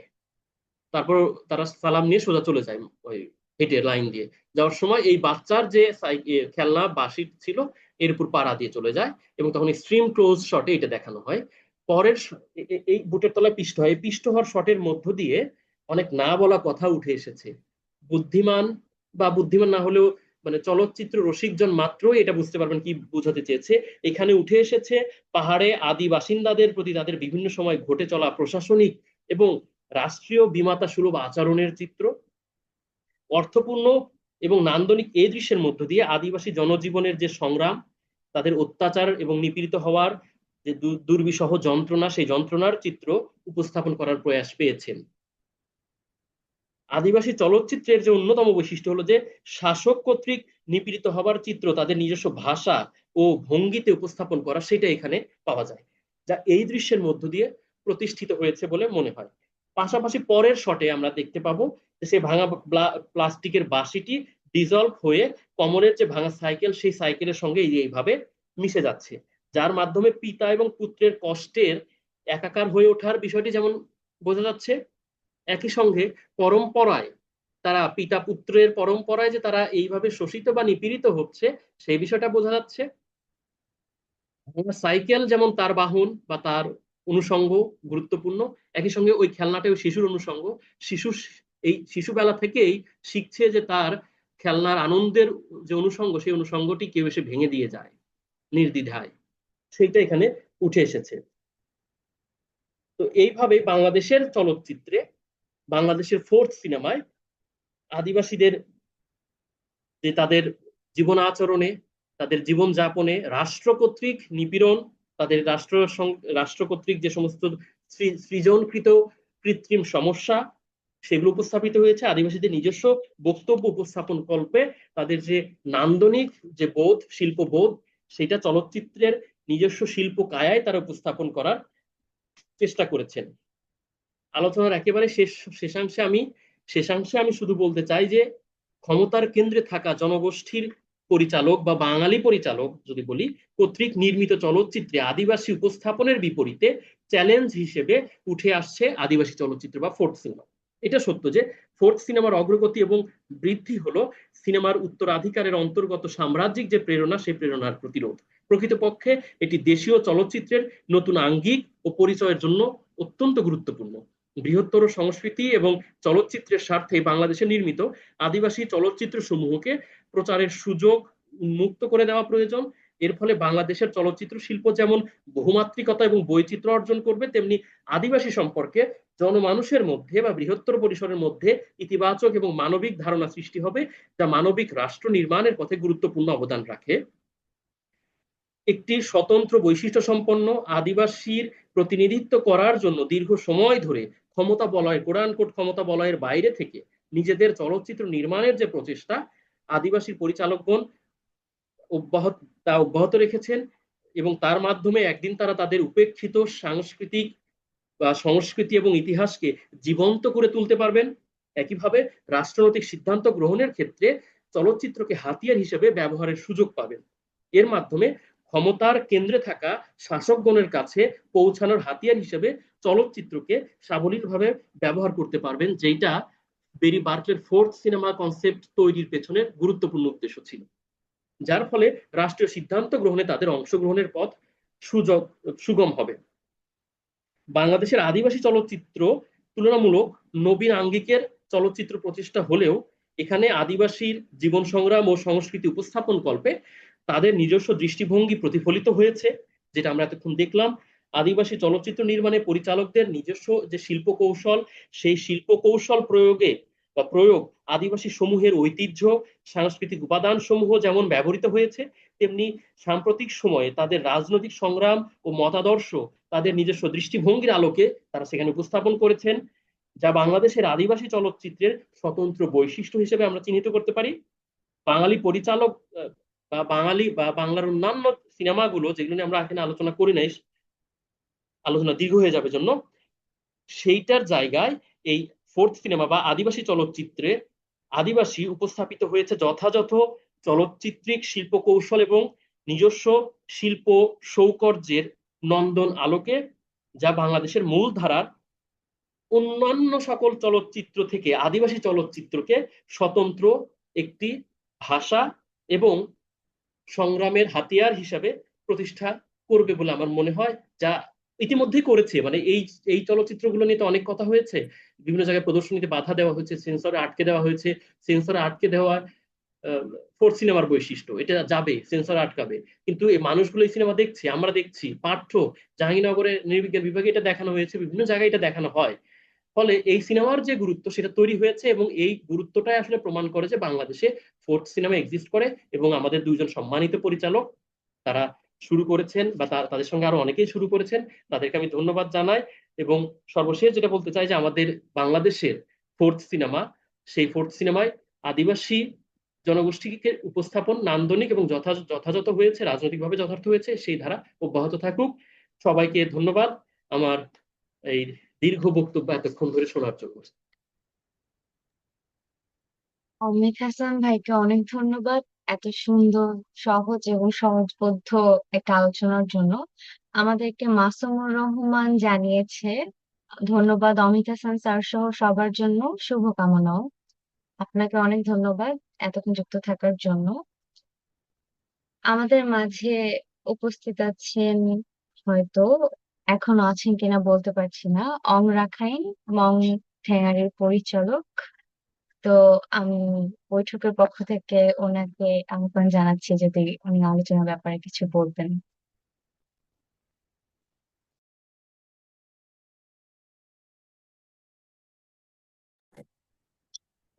জি, আমাকে বলছেন না? সরি। হ্যাঁ জি। দাদা, হ্যাঁ আমি প্রথমত এই জন্য ক্ষমা প্রার্থী যে আপনাকে পরে জানানো হয়েছে। অংরা খাইন্দা যদি কিছু বলতেন। সরি, আমি একটু ব্যস্ত মধ্য দিয়ে আমি আসলে আগামাথা কিছু জানি না, কিন্তু আমি রিসেন্টলি একটা ফুডের ব্যবসা শুরু করছি, অর্গানিক ফুড আর কি। সিনেমা তো হচ্ছে না, তাও ফুডের ব্যবসা শুরু। আচ্ছা, প্রথমে ধন্যবাদ। আর আমি তো আসলে মরথ্যাঙ্গারি নিয়ে অতিমাত্রা খুবই বিরক্ত আর কি। মানে বিরক্ত বলতে আমার আসলে ফিউচার ফিউচার সিনেমা নিয়ে আমি যেমন রিসেন্টলি আমি নদী নিয়ে একটা বড় কাজ শেষ করলাম, সেটা 2028-এ দেখতে পারবেন, ওয়ার্ল্ড ট্রাভেল করব। তো মরথ্যাঙ্গারি বেসিক্যালি আমার প্রথম সিনেমা, এক্সপেরিমেন্ট সিনেমা, এবং খুবই কনসার্নলি ভাবে এটা বলা যায় জীবন মাত্রা। মানে আমি তো আসলে ছোটবেলা হিল টেক্সে বড় হয়েছি। যদি যদি যদিও আমার কক্সবাজারে বাড়ি, কিন্তু রাঙামাটি আমি আসলে বড় হয়েছি আর কি। তখন আসলে প্র্যাকটিক্যাল ভাবে আমি দেখছি আর কি, technology, political point of view, সমস্ত কিছু আর কি। তো ওইটা আসলে রিফ্লেক্ট আমার মাই বাইসাইকেলে। সো মাই বাইসাইকেল এখনো পর্যন্ত যেটা আসলে আর্ট, যেটা আসলে সবসময় জীবিত থাকে আর কি, সেটা আমি বিশ্বাস করি। আর্ট আর হচ্ছে একমাত্র সমাজ পরিবর্তন একমাত্র হাতিয়ার, যেটা আমি বিশ্বাস করি আর কি, সিনেমা। তো আমার মনে হয় এটা মরথেঙ্গারি দিয়ে আমি কিছুটা হইলেও সাকসেস হয়েছি আর কি, সেটা ফিনান্সিয়াল বাইরে আর কি। সো ফিনান্সিয়াল এইসব প্রজেক্টে আসলে ফিনান্সিয়াল মূল লক্ষ্য না। লক্ষ্যটা হচ্ছে যেটা বললেন আগের বক্তা, যেটা বললেন, আমি আসলে পরিচয়গুলো খুবই ডিটেল জানি না, সেটা স্যার হইতে পারে। সেটা হচ্ছে আমি আসলে ফোর সিনেমা যেরকম সেরকম ভাবে আসলে প্রেজেন্ট করা আর কি জিনিসটা। সেটা সারা জীবন আমার কাজের মধ্যে থাকবে, বিজনেস বিজনেস কোনো ইয়া না। আর আসলে আমার আসলে প্রফেশন দিক দিয়ে আমি আসলে সিনেমা ফিল্ম মেকার আমার প্রফেশন না। ফিল্ম মেকার আসলে আমি কমিটমেন্ট এবং রেসপন্সিবিলিটি আমার ফিল্ম মেকিং এ কাজ করে। কমিটমেন্ট এবং রেসপন্সিবিলিটি সেটা বাংলাদেশের প্রতি, যেমন ধরেন সেটা মেইন স্ট্রিমের প্রতিও, মেইন স্ট্রিম বলতে আমি বাংলা ভাষার প্রতিও। যেমন ধরেন আপনি নিশ্চয়ই জানেন আমার সেকেন্ড সিনেমাটা হচ্ছে my by, sorry, the last post office. সেটাও ধরেন খুবই পাওয়ারফুল একটা cinema, missing story, about missing story. So আমি বেশি কিছু করতে চাই, বলতে চাই না আর কি, আমি একটু কথা কম বলি। সবাইকে ধন্যবাদ আর কি। আর যোগাযোগ আগে থেকে ইনফর্ম করতে পারলে আমার হয়তো বা একটু, আমি একটু ক্রাউড জোনে আছি, সেক্ষেত্রে একটু সুবিধা হইতো। থ্যাংক ইউ সো মাচ, আর কিছু বলার নাই আমার। তো আমি একটু দাদাকে বলে নিই, দাদা থাকতে থাকতে। দাদা আপনি শুনতে পাচ্ছেন কিনা? দাদা আপনি শুনতে পাচ্ছেন? জি জি, আমি শুনতে পাচ্ছি। আচ্ছা, আমি হচ্ছে 2022-এর দিকে এই সিনেমাটা নিয়ে কাজ করি আর কি, মানে আমার একটা গবেষণার জন্য। তো তখন আপনার সঙ্গে কথা হয়েছিল। তারপরে এইটা নিয়ে আমি কাজ শেষ করি, জমা দেই। এরপরে আর্টিকেল হিসাবে এশিয়াটিক থেকে এটা এসছে। আপনি নিশ্চয়ই এর মধ্যেই বিভিন্ন জনের মারফতে জানতে পেরেছেন যে আপনার এই সিনেমাটিকে ফোর্থ সিনেমা জনরায় কেউ কেউ ফেলছেন আর কি। আমি হয়তো তার মধ্যে একজন। যে আমার মনে হয়েছে যে এটা আমাদের আদিবাসী চলচ্চিত্র, এটা বাংলাদেশের নেতৃত্ব দানকারী আদিবাসী চলচ্চিত্র যদি হয় সেক্ষেত্রে হয়তো প্রথম সিনেমাটার নাম হয়তো এটা হবে। হ্যাঁ, এবং এইখানে এই এই এই বেরি বার্কলের এই থিওরির মাধ্যমে মূলত আপনার এই সিনেমাটিকে আমরা ব্যাখ্যা করার চেষ্টা করেছি। এখানে খুব ডিটেল আলাপ করতে পারি নাই, কারণ আলাপ ডিটেল করতে গেলে আরো ঘন্টাখানেক লাগবে।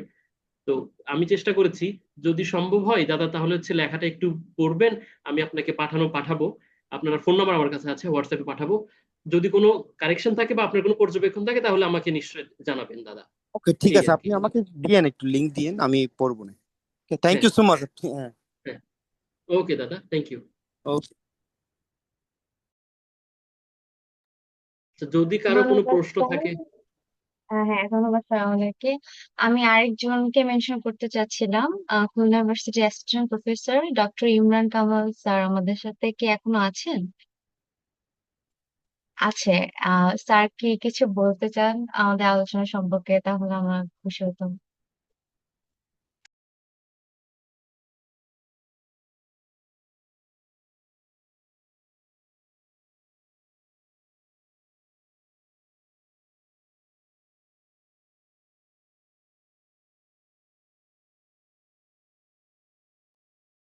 ইমরান কামাল স্যার কি শুনতে পাচ্ছেন? আপনি কি আছেন?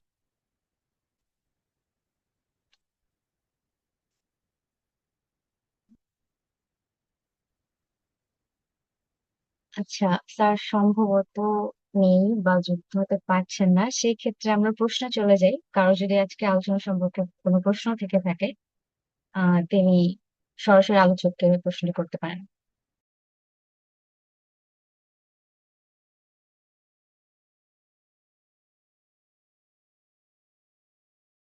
আমি একটু বলতে চাচ্ছি আর কি। আমি আব্দুল্লাহ মামুন। আচ্ছা, আমি জানতে চাচ্ছিলাম যে এই ছবিগুলো দেখার উপায় কি, মানে আমরা যারা কেউ যদি এটার উপর একটু লিখতে চায়, পড়তে চায় বা বলতে চায় আর কি, আচ্ছা, যদি এই জানায়। ছবি আচ্ছা, এই ছবিগুলো হচ্ছে মানে আমি আমার গবেষণার কাজের জন্য পরিচালক দ্বয়ের দুইজনের সঙ্গে কথা বলে আমি সংগ্রহ করেছিলাম। আহ, সংগ্রহ করেছিলাম অন্য মাধ্যমে আগেই। তারপর তাদের কাছ থেকে অনুমতি নিয়েছিলাম যে আমি এটা নিয়ে কাজ করতে চাই এইভাবে আর কি। তো এখন আই থিঙ্ক এটা ইউটিউবে পাওয়া যেতে পারে। আপনি যদি আহ, যোগাযোগ নাই, রাখেন আমি সেক্ষেত্রে হয়তো। দেখেছি ইউটিউবে নাই, আমি খুঁজে দেখেছি বাই দিস আচ্ছা টাইম। আচ্ছা, ইউটিউবে না থাকলে সেক্ষেত্রে হয়তো এটা আপনাকে কোনোভাবে শেয়ার করা যেতে পারে আর কি। আপনি চাইলে এটা আপনাকে পরে দেওয়া যেতে পারে, কিংবা আপনি পরিচালক দ্বয়ের সঙ্গে যোগাযোগ করলেও পাবেন এই সিনেমা।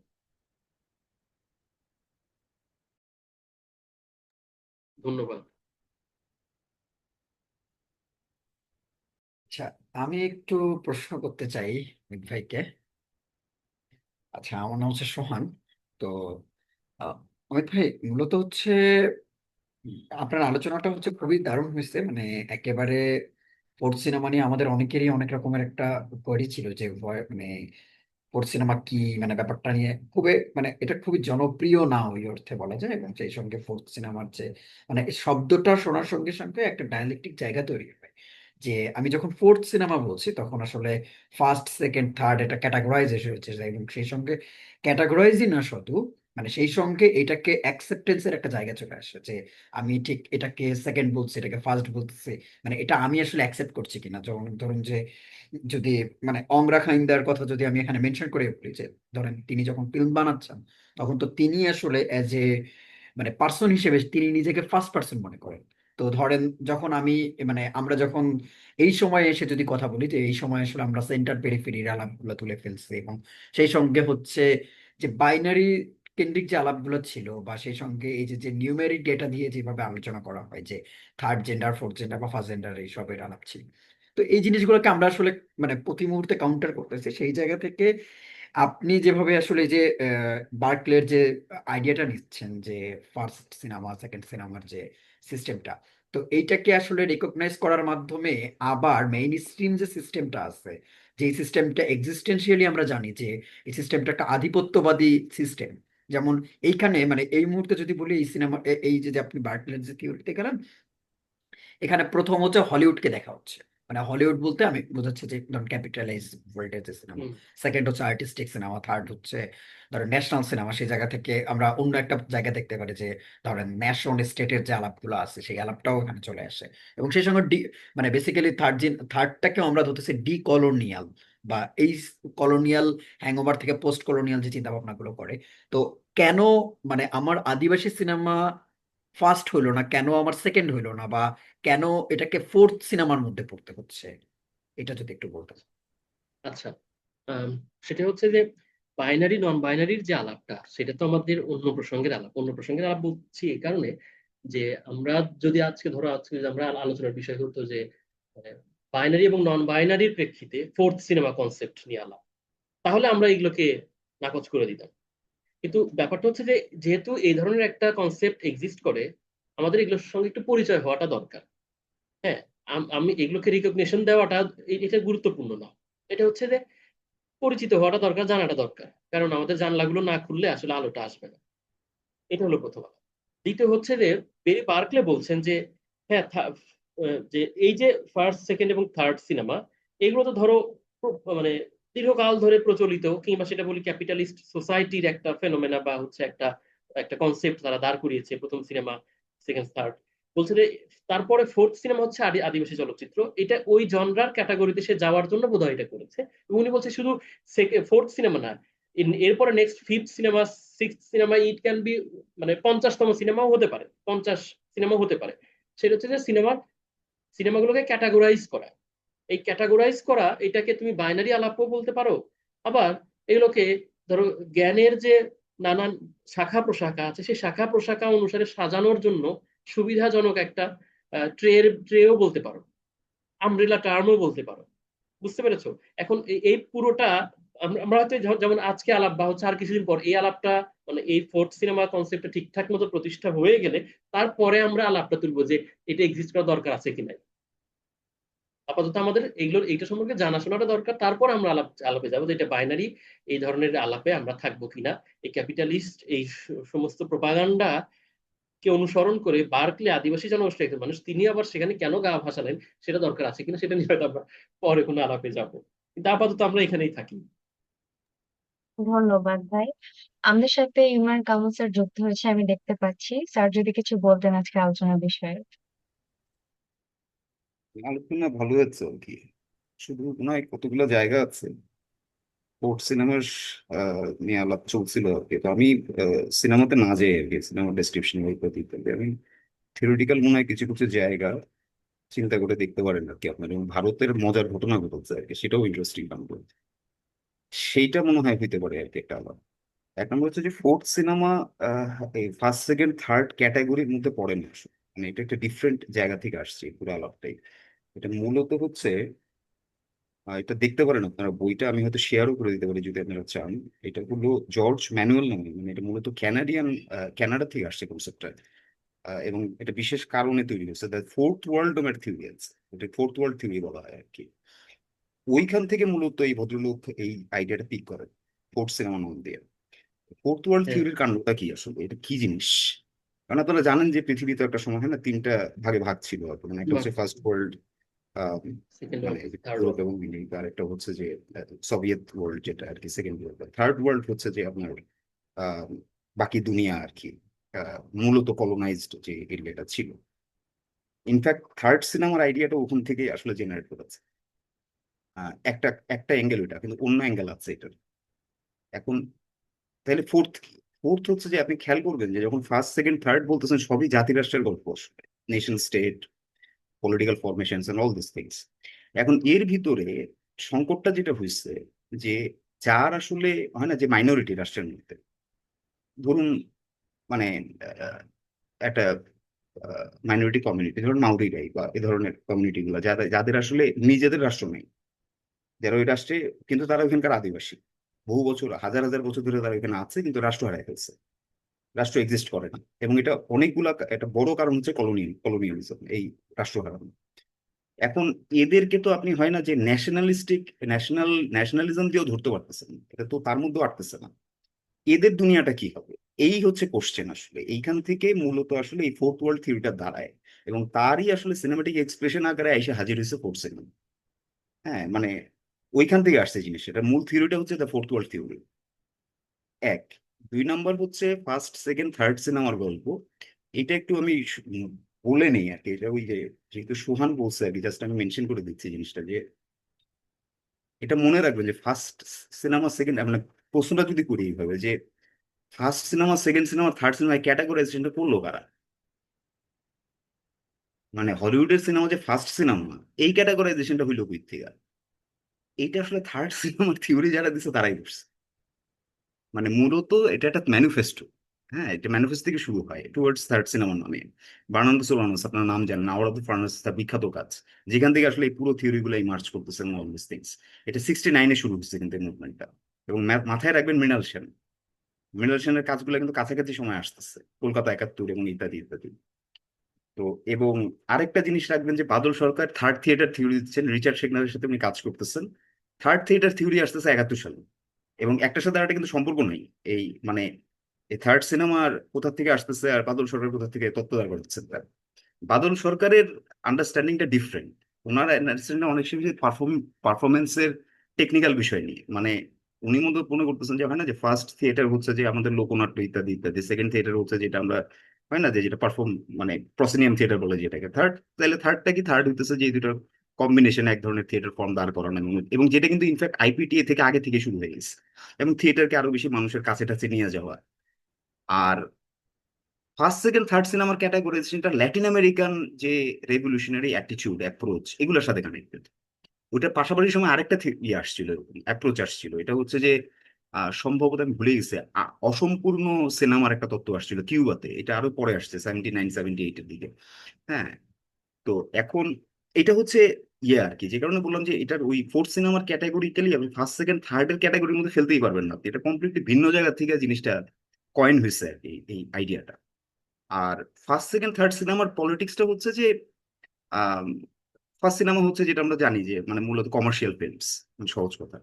সেকেন্ড সিনেমা হচ্ছে মানে যেটাকে আমরা বলি সফিস্টিকেটেড ফিল্মস, মানে যেটা মোর মানে ব্যবসা করা যার উদ্দেশ্য না, শিল্প সাহিত্য মানে অল দিস থিংস, অ্যাস্থেটিক, মানে এবং সিনেমাকে সিনেমা মানে ওই যে মানে সিনেমা ফর সিনেমার সেক আর কি, মানে ইত্যাদি ইত্যাদি। আর থার্ড সিনেমাটা হচ্ছে আপনার এটার অনেকগুলা অ্যাপ্রোচ আছে আর কি, মানে অনেকগুলো আসপেক্ট আছে আর কি পুরো ইয়েটার মধ্যে। যেমন ধরো যে এটা ধরা যাক যে থার্ড সিনেমার খুব ভালো এক্সাম্পল কোনগুলো আসলে। আহ, ভালো মানে একটা হচ্ছে, একটা এক্সাম্পল হচ্ছে বাদল সরকার। বাদল সরকারের সঙ্গে কিন্তু সরি, একটা সিনেমা হচ্ছে ইয়া কি বলে যে আপনার মৃণাল সেন, মৃণাল সেনের সঙ্গে কিন্তু আপনার কিউবান ফিল্ম মেকারদের ভালো যোগাযোগ ছিল আর কি। মোটামুটি খোঁজ খবর অনেক আগে থেকেই একটা কানেকশন আছে মৃণাল সেনের সাথে কিউবান মানে ফিল্ম মেকারদের সঙ্গে, এবং থিওরিজদের সঙ্গে টু সাম এক্সটেন্ট ছিল। আবার আরেকদিকে জন আব্রাহাম, মানে যে আম্মারিয়ান, তার বিখ্যাত কাজ হচ্ছে আপনি জানেন, মানে ঋত্বিক ঘটকের শিশু আর কি, এবং তার ওই যে মহাশ্বেতা দেবীর 1084 মার যে অ্যাডাপ্টেশনটা উনি করেন আর কি, সিনেমাটিক অ্যাডাপ্টেশন। এগুলো হচ্ছে মানে আমাদের এখানকার থার্ড সিনেমার বৈশিষ্ট্য। এখন আমাদের এখানে মজা যেটা হচ্ছে সেটা হলো যে ইউনিকলি থার্ড থিয়েটার নামে এক ধরনের কনসেপ্ট এসে ঢুকছে আর কি। সো ফলে আমাদের এই অ্যাপ্রোচটা না আসলে ল্যাটিন আমেরিকাতে যত স্ট্রেট ফরওয়ার্ড আর কি, সিনেমা থেকেই আপনি বুঝে যেতে পারতেছেন। এবং যেটার আবার একেবারে গোড়ায় গেলে আপনি ফ্রান্স ফ্যানং ইত্যাদি ইত্যাদি এদেরকে পাবেন, মূলত ফ্রান্স ফ্যান আসলে মানে এটার মানে থার্ড সিনেমার যে মানে থিওরিটিক্যাল গুরু আর কি, বা যার কাছ থেকে মূল আইডিয়া গুলা, অনেক আইডিয়া নাও হয়েছে ওই সময়। আমাদের এখানে যেটা হয়েছে যে থার্ড থিয়েটার এবং থার্ড সিনেমা এগুলো খুব কাছাকাছি সময়ে এসে হাজির হয়েছে আর কি, ইটস ভেরি ক্লোজ টু। এবং আবার থার্ড থিয়েটার এই আইডিয়াটা আমাদের এখানে ডেভেলপ করছে বাদল সরকার, ডেভেলপ করছে। বা তারপরে হয় না যে হাবিব তানভীর এবং ইত্যাদি ইত্যাদি আরো কিছু মানুষ যুক্ত হয়েছেন এটার সাথে। এবং উনি আবার এই আইডিয়া নিয়ে আসতেছেন হচ্ছে যে হয় না যে গডস্কি, তারপরে হচ্ছে যে আপনার রিচার্ড শেকনার, তার এনভায়রনমেন্টাল থিয়েটারের মধ্যে এইসব আইডিয়া এখানে ইমার্জ করতেছে আর কি, মানে এইখানে গ্রো করতেছে। এবং এটা দুইজনই আপনি জানেন সমসাময়িক মানুষ, বাদল সরকার এবং মৃণাল সেন প্রায় একই শহরে বসবাস করতেছেন। তাদের মধ্যে যোগাযোগ ছিল, একদম আদান প্রদানও ছিল, ফলে এখানে খুব ইন্টারেস্টিং কেমিস্ট্রি হয়েছে আর কি থিয়েটার এবং সিনেমার মধ্যে। তো আমাদের এখানে আবার থার্ড সিনেমার একটা অন্য ধরনের আসপেক্ট অ্যাঙ্গেল এটা আপনি পাবেন। মোরলেস সবগুলোই আসলে আপনি বলতে পারেন যে এন্টি কলোনিয়াল, এবং হয় না মোর এন্টি, মানে যেটাকে আমরা বলি যে মানে কমার্শিয়াল, এবং অনেক বেশি মার্কসিস্ট অ্যাপ্রোচের থেকে আসতেছে এই পুরো ব্যাপারটা। আর ফোর্থ সিনেমাটা একটা কমপ্লিটলি ডিফারেন্ট জোনিং আসলে, মানে আপনি চিন্তা করলে বুঝবেন যে এটা একদমই আলাদা একটা জায়গা থেকে এই ব্যাপারটা এসে হাজির হয়েছে আর কি এইখানে। এবং এটা মূলত এই কারণেই হচ্ছে যে এখানে মূল ফোকাসটাই হচ্ছে এটার অথরিটি কে হবে। সিনেমার মূল আলাপটাই হচ্ছে অথরিটিটা কে। মানে ধরুন, অসাধারণ সিনেমা হচ্ছে একটা জনগোষ্ঠীকে নিয়ে, যেই জনগোষ্ঠী কিন্তু সিনেমাটার যে কপিরাইট বা সিনেমাটার যে সত্য আর কি, এইটা তার কাছে নাই। সেই জনগোষ্ঠীকে রিপ্রেজেন্ট করা হচ্ছে, সেটাকে উল্টে দিয়ে যদি হয় না, সেই জনগোষ্ঠী থেকে রিপ্রেজেন্টেশনটা আসে, ওইখান থেকে আইডিয়াটা মানে ইমার্জ করতেছে আর কি পুরো ব্যাপারটা। তার সঙ্গে আমি তো ফোর্থ ইয়ের কথা বললামই আর কি। তো এইটা মনে হয় এই অ্যাঙ্গেলটা দেখলে তখন আরো ক্লিয়ার হয়ে যায় আর কি পুরো ব্যাপারটা, পিকচারটা আসলে কি। এবং এইটা খুব সাকসেসফুল মডেল কিনা এটা অ্যানাদার কোশ্চেন। সেটা নিয়ে আমাদের ভবিষ্যতে কখনো আলাপ করা যাবে আর কি, এটা মানে অমিতই করতে পারবে, তার এরিয়া অফ স্টাডিজ যেহেতু। তো আমার মোটামুটি এই ছিল আর কি সংযুক্তি। আলাপ না তো যুক্ত বললাম আর কি। Thank you. ধন্যবাদ ভাই অনেক কিছু যুক্ত করার জন্য। Thank you. আমিও অনেক কিছু জানলাম। আর ওই যেহেতু মানে ফোর্থ ওয়ার্ল্ড যে কনসেপ্ট, সেইটা নিয়ে আমি আবার ওদিকে যাই নাই ইচ্ছা করে, এই যে উনি যেখান থেকে তাই এটা শুরু আমি করছেন দিয়ে আমি দেবো না, সেখান থেকে এটা আবার শুরু ইন্টারেস্টিং করেছি। কি মানে এই হ্যাঁ, এই এটা আমাকে আইডিয়া দিয়ে গুলো দিন। ডেভেলপ হয়েছে মূলত ওই জায়গা থেকে আজকে মূলত। তখন কারণ কানাডাতে এটা একটা সিরিয়াস সমস্যা ছিল। কানাডাতে তো এটা আমরা জানি যে কানাডাতে হয় না যে আদিবাসী কমিউনিটি এবং তাদেরকে, এবং কানাডায় অনেকগুলো ঘটনাও রিসেন্টলি ডিসকভার হয়েছে আর কি, যে বাচ্চাদেরকে নিয়ে মেরে ফেলছে এবং অল দিস থিংস মানে। হুম হুম। ফলে কানাডায় এটা একটা সিরিয়াস প্রবলেম, এবং যে কারণে এটা কানাডাতে ইমার্জ করছে এই মানে থিওরিটা। পরে এটা অন্যান্য জায়গায় গেছে আর কি, New Zealand and all this area, এইসব জায়গায় আর কি। Thank you. Thank you. আপনার কাছে বইটা নিয়ে নিব, বা হচ্ছে আমাকে লিংক দিলে হবে ভাই।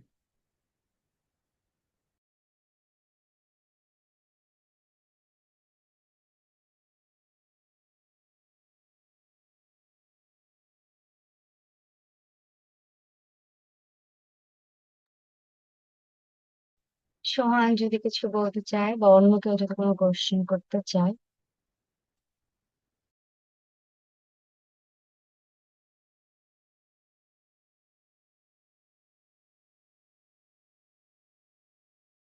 আর কারো কোনো কিছু বলার আছে বা বক্তব্য বা জিজ্ঞাসা? আচ্ছা, আমি হচ্ছে এখানে মনিরুল মুন্না ভাইকে দেখতে পাচ্ছি। মনিরুল মুন্না ভাই হচ্ছেন শাহজালাল বিজ্ঞান প্রযুক্তি বিশ্ববিদ্যালয়ের শিক্ষক। ভাই কি কিছু বলতে চান?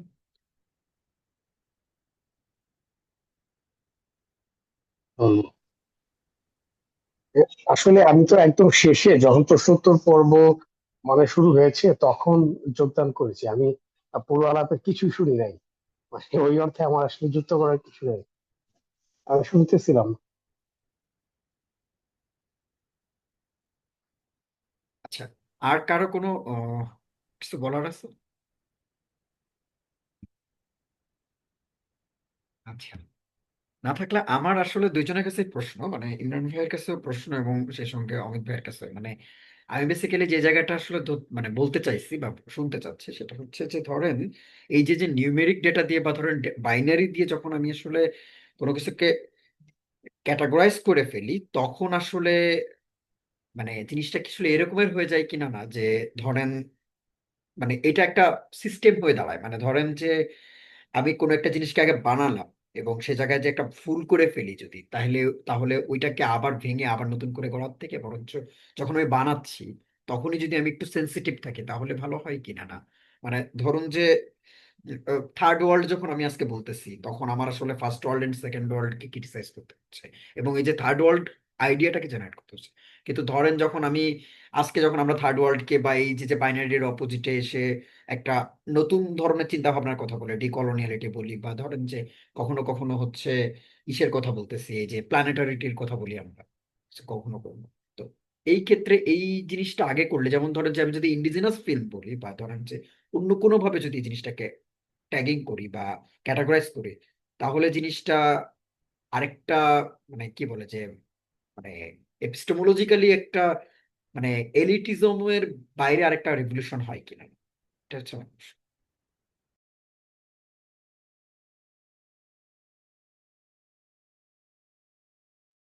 আমি বলবো, না মানে এটার মানে বিষয়টা হচ্ছে যে এগুলো তো একটা হয় না, মানে এটার একটা প্রেক্ষাপট আছে তো পুরো জিনিসটার, মানে কেন এটা মানে ফার্স্ট সিনেমা কেন এটাকে মানে তারা এটাকে মানে হয় না ফার্স্ট সেকেন্ড সিনেমা ক্যাটাগরাইজ করে, কেন সেকেন্ড সিনেমাকে মানে কেউ মানে ক্যাটেগরিক্যালি বাদ দিয়ে থার্ড সিনেমার ম্যানিফেস্টো নিয়ে আসছে। এবং সিক্সটিজটা আপনারা জানেন যে সিক্সটিজ 50 60 হচ্ছে ম্যানিফেস্টোর সময় আর কি, প্রচুর ম্যানিফেস্টো লেখা হয়েছে শুনলে। তো এবং এটা মূলত হচ্ছে যে একটা রেভলিউশনারি অ্যাপ্রোচ থেকে সিনেমাকে হাজির করা এবং মানে মোর পিপলস পালস, মানে মানুষের কাছে চলে যাওয়া সিনেমাকে নিয়ে, এবং মানুষের ইভেন জন আব্রাহামকে নিয়ে কথাই আছে যে মানে কমিউনিটি থেকে পয়সা তুলে সিনেমা করা। তো এই অ্যাপ্রোচ গুলাকে তখন ওই যে ক্যাটাগরিক্যালি ক্যাটাগরাইজ করা হচ্ছে আর কি, এভাবে নাম টাম দিয়ে। এবং আগের অবস্থান থেকে তো আপনার আসলে খারিজ করতে হবে যদি মানে নতুন কিছু করতে হয়, বা অ্যাটলিস্ট আগের সময় ক্রিটিক করতে হবে, ওই ক্রিটিক থেকেই পরেরটা দাঁড়াচ্ছে আর কি। এটা এক নম্বর ব্যাপার। দুই নম্বর হচ্ছে যে এখন এসে আমরা যখন মানে এগুলো চিন্তা করি বা ভাবতে যাই, তখন এটাকে মানে কিভাবে দেখা যেতে পারে বা ফোর্থ সিনেমা মডেলটা, কারণ এই ফোর্থ সিনেমার এই আইডিয়া তো বললামই আমি, যেটা মূলত কিন্তু আসলে হয় না, যে চেষ্টাটা হচ্ছে যে রাষ্ট্রের মানে তাদের বক্তব্যটা হলো যে থার্ড সিনেমা পর্যন্ত পুরো ব্যাপারটাই হচ্ছে যে হয় না যে রাষ্ট্রের ভেতরে পলিটিক্যাল স্টেট সিস্টেমের ভেতরে এই চিন্তাগুলো চলতেছে, সিনেমাটা শেষ পর্যন্ত গিয়ে ওইখানে। আর so এর বাইরে যে কমিউনিটি গুলো থাকে আর কি, যাদের যারা হচ্ছে রাষ্ট্রের অংশ হয়েও তার হয় না যে রাষ্ট্রের মাইনরিটি হয়ে থাকে রাষ্ট্রের সেই, তাদেরকে কিভাবে হচ্ছে যে হয় না যে তাদের এক্সপ্রেশনটা কিভাবে হাজির করা যায় আর কি। তো ওইখান থেকে হয় না যে ক্যাটাগরিক্যালি এটাকে ফোর্থ সিনেমা বলতেছে তারা। হ্যাঁ, বা ওইভাবে এসছে বিষয়টা। এখন এই ক্যাটাগরাইজেশন ডেফিনেটলি এটা নিয়ে কোশ্চেন করা যেতেই পারে, মানে এটা প্রবলেম না। আমি তো বললাম যে ক্যাটাগরাইজেশনটা কিন্তু রেভলিউশনের জায়গা থেকে হয়েছে, এটা কিন্তু হলিউড ক্যাটাগরি করেনি, বা হলিউডের কোনো থিওরিটিশিয়ান বা এরা করে নাই কাজটা, মানে এটা মানে মূলত থার্ড সিনেমার থিওরিস্টরা এই ক্যাটাগরাইজেশনটা করেছেন। এটা করেছেন তার কারণটা হচ্ছে যে হয় না যে ফার্স্ট এবং সেকেন্ড মানে মূলত আসলে ইউরোপিয়ান আহ, মানে টু সাম এক্সটেন্ট এবং ওখানে ক্যাপিটালিস্ট ওয়ার্ল্ডে যে ধরনের সিনেমা তৈরি হয় তার থেকে নিজেকে হচ্ছে যে মানে আলাদা করা আর কি, পরিষ্কার কথা কথা আর কি। এটা একটা এক ধরনের নিগেশনের মধ্যে দিয়ে তারা গিয়েছেন আর কি। আর ফোর্থ সিনেমা আবার এই তিনটাকেই একটা প্লটের মধ্যে আটকায়। তারা বলে যে ইভেন থার্ড সিনেমাও হচ্ছে যে তারও একটা কমন সমস্যা আছে। কমন সমস্যাটা হচ্ছে যে সেও আসলে রাষ্ট্রের মানে বাউন্ডারির বাইরে যেতে পারে না, বা রাষ্ট্রের বাউন্ডারির ভিতরে যে মানুষগুলো হয় না যে রাষ্ট্রের মধ্যে থেকেও সে রাষ্ট্রের অংশ না, তাদের গল্পটা সে বলে না ফলে, এবং বললেও তার মতো করে বলে, তাদের তাদের ভাষাটা এখানে আসে না, ফলে তাদেরকে কিভাবে হচ্ছে যে আপনার নিয়ে আসা যায় আর কি পুরো ইয়েকে। তো ওইখান থেকে ডেভেলপ করতেছে বিষয়টা। তো এখন ডেফিনেটলি ডিফারেন্ট ভাবে ক্যাটাগরাইজ তো করাই যেতে পারে, কিন্তু আমি জাস্ট বললাম যে ওই যে জিনোলজিটা হচ্ছে এইখানে। এবং এবং থার্ড সিনেমা পর্যন্ত যেই জার্নিটা আর কি ফোর্থ সিনেমা পর্যন্ত একটু মানে ডিফারেন্ট অ্যাঙ্গেল থেকে জিনিসটা দেখা হচ্ছে আর কি। ডেফিনেটলি নেগেশন আছে এখানে, কিন্তু অ্যাঙ্গেলটা একটু ডিফারেন্ট। এখন এটা এইভাবে দাঁড়াইছে এখন বিয়েটা হচ্ছে যে আমাদের এখানে অন্যভাবে দেখাই যেতে পারে, সমস্যা নেই কিন্তু আহ, মানে অন্য নাম তো দেওয়াই যেতে পারে।